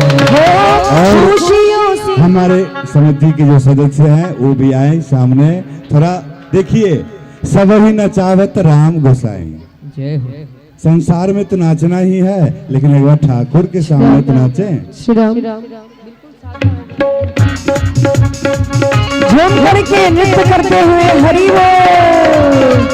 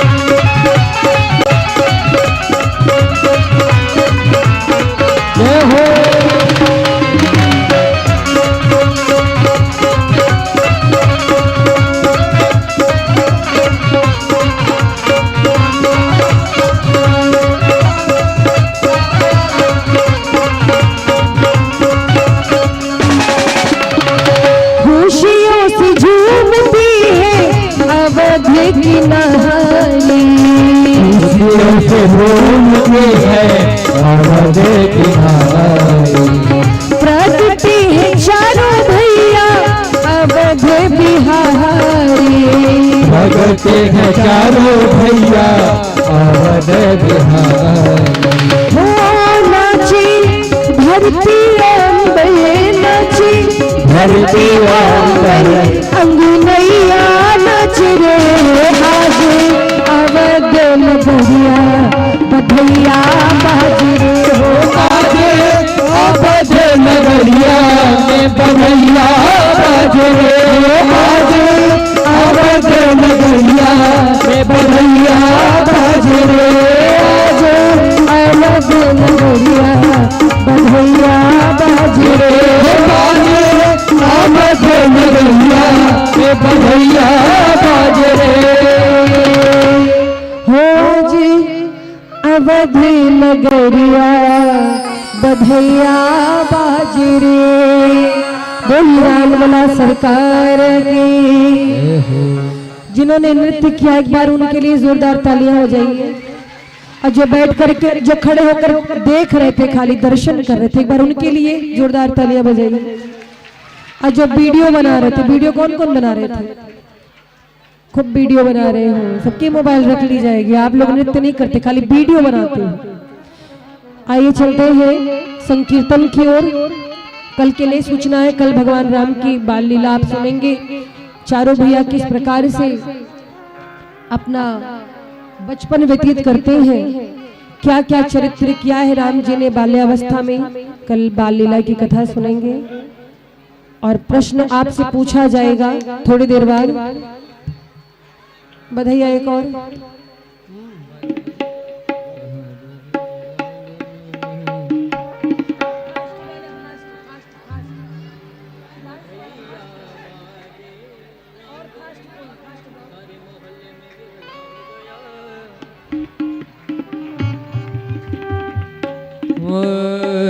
सारे मोहल्ले में ये हल्ला हो गया। सारे मोहल्ले में हल्ला हो गया। सारे मोहल्ले में ये हल्ला हो गया। माता कौशल्या जी को हल्ला हो गया। सारे मोहल्ले में हल्ला हो गया। माता कौशल्या जी को हल्ला हो गया।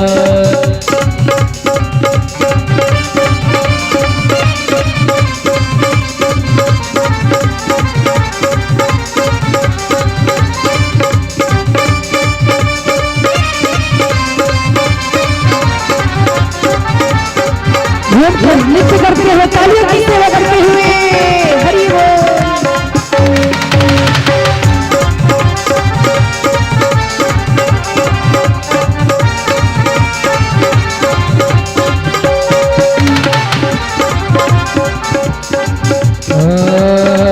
इनके बाल तो देखो जय हो, इनके बाल तो देखो, इनके बाल तो देखो, इनके नैन तो देखो, इनके नैन तो देखो।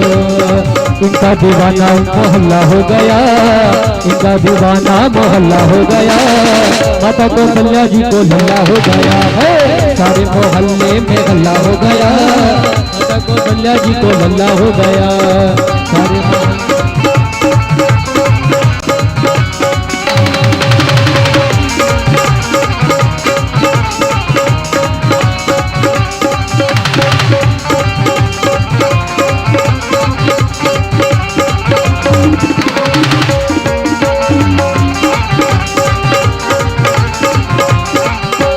चाल तो देखो जय हो, इनके बाल इनकी चाल तो देखो जय हो, इनके चाल तो देखो, इनके हाथ तो देखो, इनके चाल तो देखो।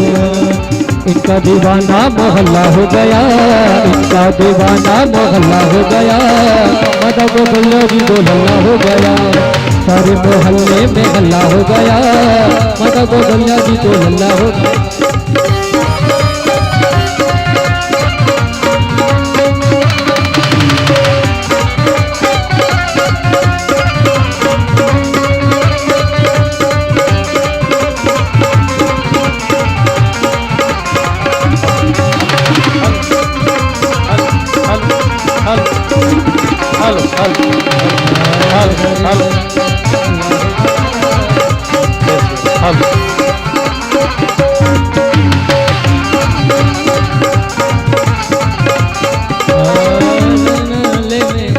गया। माता कौशल्या जी को हल्ला हो गया। लल्ला की सुन में आई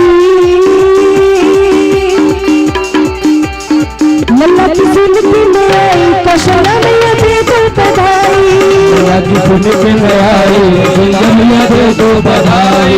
लल्ला पे सुन के मैं आई, कौशल्या मैया दे दो बधाई, कौशल्या मैया दे दो बधाई, कौशल्या मैया दे दो बधाई। लल्ला की कौशल्या मैया दे दो बधाई, लल्ला को सुन के मैं आई, कौशल्या मैया दे दो बधाई। जय हो।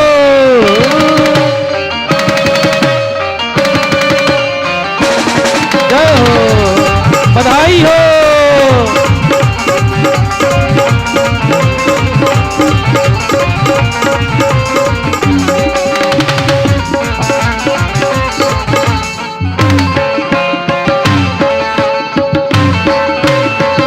थालियों की सेवा करते हुए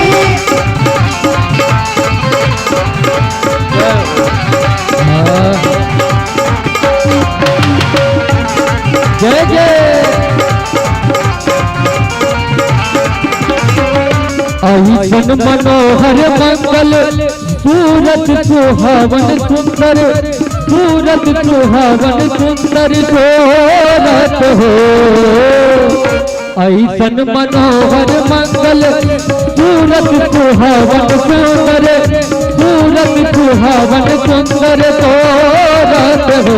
हे राजा जी, हे राजा जी, हे राजा जी करे कराहन अजरूरत मुहूर्त खुद को रात हो। राजा जी करे कराहन अजरूरत मुहूर्त खुद को रात हो।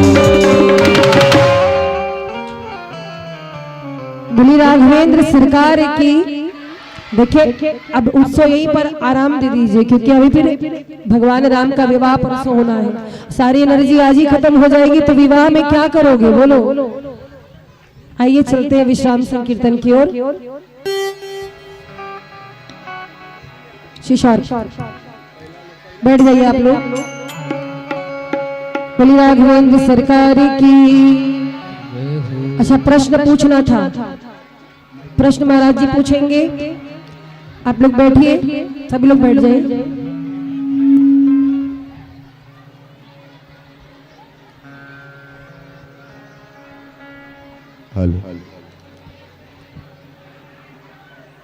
जय श्री राम।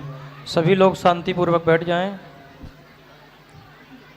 सभी बच्चे इधर बहुत शांति पूर्वक बैठ जाएं। प्रेम से बोलिए राघवेंद्र सरकार की, रामलला सरकार की। ऐसे नहीं खा पी के आए हो कि नहीं, नहीं आए हो तो कोई बात नहीं। अयोध्या नाथ की। कम से कम ये जो 4 लाइन है कि 6 लाइन है वहां तक आवाज जाना चाहिए। अयोध्या नाथ की जय, सरयू मैया की जय। प्रश्न ये है, थोड़ा आवाज इसका उठाना।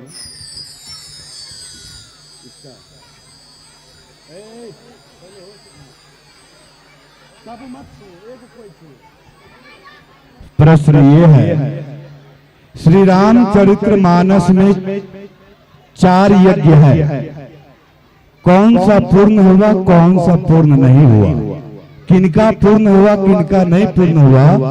प्रश्न ये है मानस में कितने यज्ञ है, कौन सा पूर्ण हुआ कौन सा नहीं पूर्ण हुआ।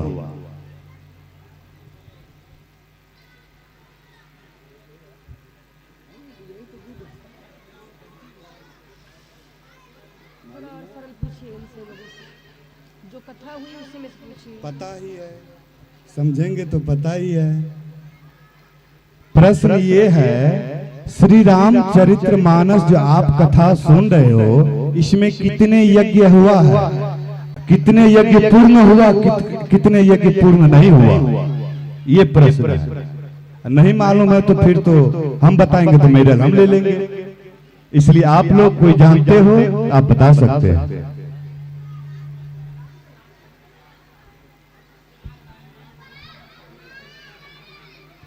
चलिए कोई 2 ही यज्ञ का नाम बता दीजिए, थोड़ा सा सरल कर दिया जा रहा है। कोई 2 ही यज्ञ का नाम बता दीजिए अगर आपको पता हो तो। पुत्र प्राप्ति यज्ञ, पुत्र प्राप्ति यज्ञ। वही केमिस्ट्री यज्ञ।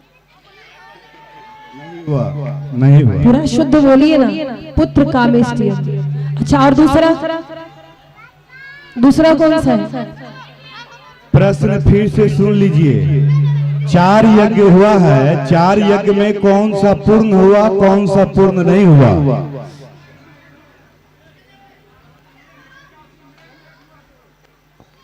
अश्वमेध यज्ञ हुआ था, एक पुटेष्टि यज्ञ हुआ था। हेलो हेलो, दो यज्ञ पूर्ण नहीं हुआ था। एक हुआ था शंकर जी का जो ससुर जी यज्ञ कर रहे थे, वो पूर्ण नहीं हुआ था। और दूसरा एक लव कुश जो धर लिए थे राम जी के घोड़ा का, वो यज्ञ पूर्ण नहीं हुआ था। इसमें चलिए तालियां हो जाए। ताली हो, लेकिन अभी भी संशय है। अब हम बताते हैं, आप लोग सुनिए। श्री रामचरितमानस में 4 यज्ञ है। 4 यज्ञ में से कौन सा पूर्ण हुआ? पहला जो बोले भैया, उनके लिए जोरदार ताली बजाएंगे। और दूसरा महाराज दशरथ का यज्ञ, ये भी पूर्ण हुआ। और तीसरा महाराज जनक धनुष यज्ञ किए थे, वो भी यज्ञ पूर्ण हुआ। 2 पूर्ण हुआ, 2 नहीं पूर्ण हुआ। एक रावण का बेटा मेघनाथ, वो भी यज्ञ किया था, उसका पूर्ण नहीं हुआ, क्योंकि हनुमान जी महाराज ने पूर्ण नहीं होने दिया। 2 यज्ञ पूर्ण हुआ है, 2 पूर्ण नहीं हुआ। महाराज ये विजेता है। हाँ, जोरदार तालियों से स्वागत करेंगे। बहुत बहुत धन्यवाद।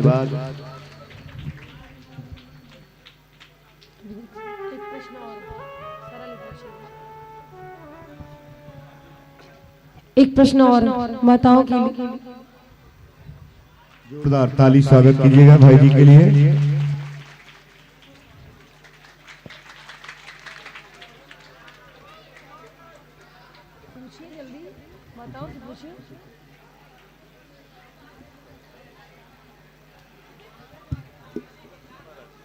अगला प्रश्न। हाँ, 2 सवाल होता है ना डेली। कोई ऐसा प्रश्न पूछिए जो हमारी माताएं बहनें कुछ बता पाए। हमेशा तो जेंट्स में ज़्यादा ही है। पहले जेंट्स लोगों से, पुरुष लोगों से निवेदन है कि पहले हमारे माताएं बहनें को जवाब दें। अगर ये लोग नहीं देती हैं तो फिर आपका नंबर आएगा। चलिए, जो कथा सुनी उसी में से पूछ लेते हैं, बहुत इजी सा। पार्वती जी की मैया का क्या नाम है? सुने ना, मेघना, मैना देवी। तो ये तो उत्तर सबको पता है, तब इसके लिए मेडल नहीं बनता। दूसरा प्रश्न पूछा जाए।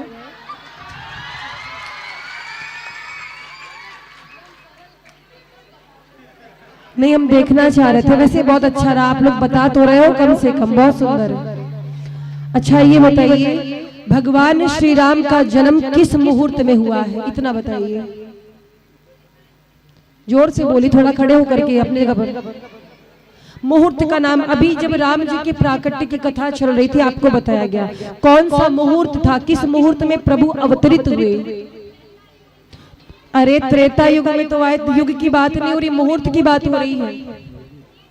बहुत सुंदर, जोरदार तालियां हो जाए बिटिया के लिए। अभिजीत मुहूर्त। आ जाओ बच्ची, मंच पे आ जाओ।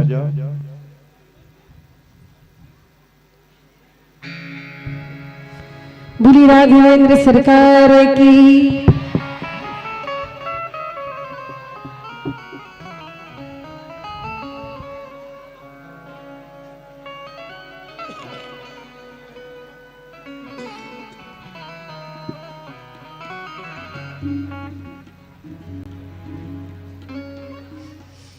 नाम बता दीजिए अपना। नाम, आपका नाम? मानसी। मानसी बिटिया के लिए जोरदार तालियां हो जाए। आइए।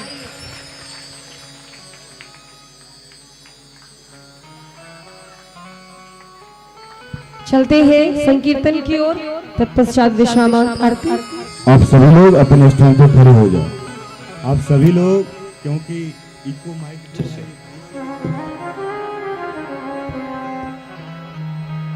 माइनर बोली राघवेंद्र सरकार की जय सीताराम बोलो, जय सीताराम बोलो, सीताराम बोलो, जय सीताराम बोलो, जय राधे श्याम बोलो, जय राधे श्याम बोलो, जय राधे श्याम बोलो, जय राधे श्याम बोलो, सीताराम बोलो, जय सीताराम बोलो, सीताराम बोलो, जय सीताराम बोलो, सीताराम बोलो, जय सीताराम बोलो, सीताराम बोलो, जय सीताराम बोलो, जय सीताराम, जय सीताराम बोलो, जय सीताराम बोलो, सीताराम बोलो, जय सीताराम बोलो, जय राधे श्याम बोलो, जय राधे श्याम बोलो, जय राधे श्याम बोलो, जय राधे श्याम बोलो। तालियों की सेवा करते हुए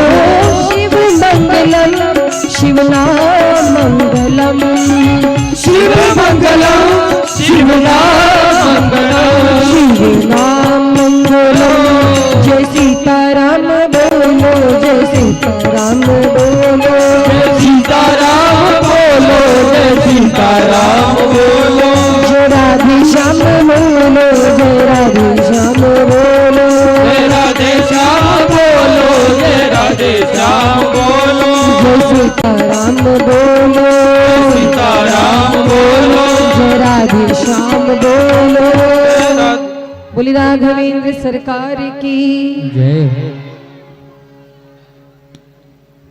आप सभी भक्त जो भी पंडाल में उपस्थित हैं वो खड़े होकर के आरती का दर्शन करेंगे। जो भी भक्त यहाँ उपस्थित हैं आरती का खड़े होकर के दर्शन करेंगे। ओम ज्वालामालिन्यै नमः, रत्नेश्वर्यै नमः, सर्वोपचारार्थे गंध अक्षत पुष्पाणि समर्पयामि। ओम इदगुंघभिः प्रजननं मे असुदशवीरगुं सर्वगणगुं सस्ताये आत्मशनि प्रजाशनि वसुशनि लोकशन्य भयशनिः अग्निः प्रजां बहुलां मे करोत्पन्नं पयोरेतो अशुमासु दत्त। चारों लैला की आरती तारू ही सखी, चारों लैला के आरती उतारो है सखी, अपना राम जी के आरती उतारो है सखी, अपना राम जी के आरती उतारो है सखी, हो उतारो है सखी, हो उतारो है सखी, उतारो है सखी, हो उतारो है सखी,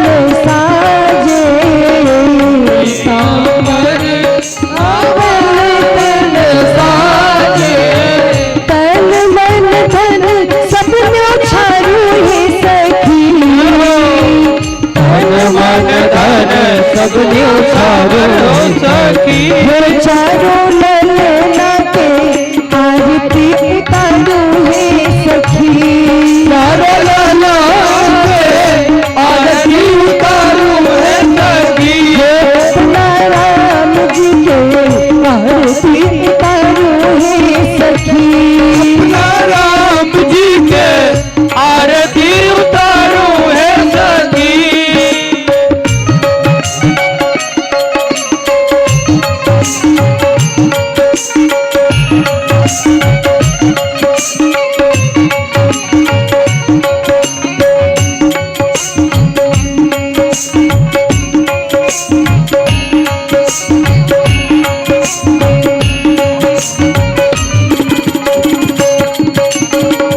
मगन गगन आज मगन भरतिया गगन गगन आज गगन भरतिया देख देख ललना के मोहनी सूरतिया देख देख ललना के मोहनी सूरतिया राम लखन भरत शत्रुघ्न पे बारू ये सखी राम लखन भरत शत्रुघ्न के बारो है सखी चारों लहरों आरती उतारो है सखी चारों ललना के आरती उतारो है सखी अपना राम जी के आरती उतारो है सखी अपना राम जी के आरती उतारो है सखी करुणा बताए संसार सारम दुर्गंधहारम सदा बसंता विद्यावती भवं भवामि सहितं नमामि त्वमेव माता च पिता त्वमेव त्वमेव जगं त्वमेव त्वमेव त्वमेव देवा त्वमेव सर्वं मम देव देव त्वमेव सर्वं मम देव देव मम देव देव अपना राम जी के आरती उतारो है सखी अपना राम जी के आरती उतारो है सखी चारों ललना के आरती उतारो है सखी चारों ललना के आरती उतारो है सखी चारों ललना के आरती उतारो है सखी बोली चारों भैया की बोली राघवेंद्र सरकार की श्री रामचरितमानस भगवान की बोलो हनुमान जी महाराज की श्री अयोध्या धाम की चारों भैया की सरयू मैया की जय हो। श्री राम जन्मभूमि की नमः पार्वती पतये हर हर महादेव। आर्तिक्यं समर्पयामि जलेन शीतले कर्णम् आत्मादिवन्दनं देवादिवन्दनम् आरार्तिग्रहणं मन्त्रपुष्प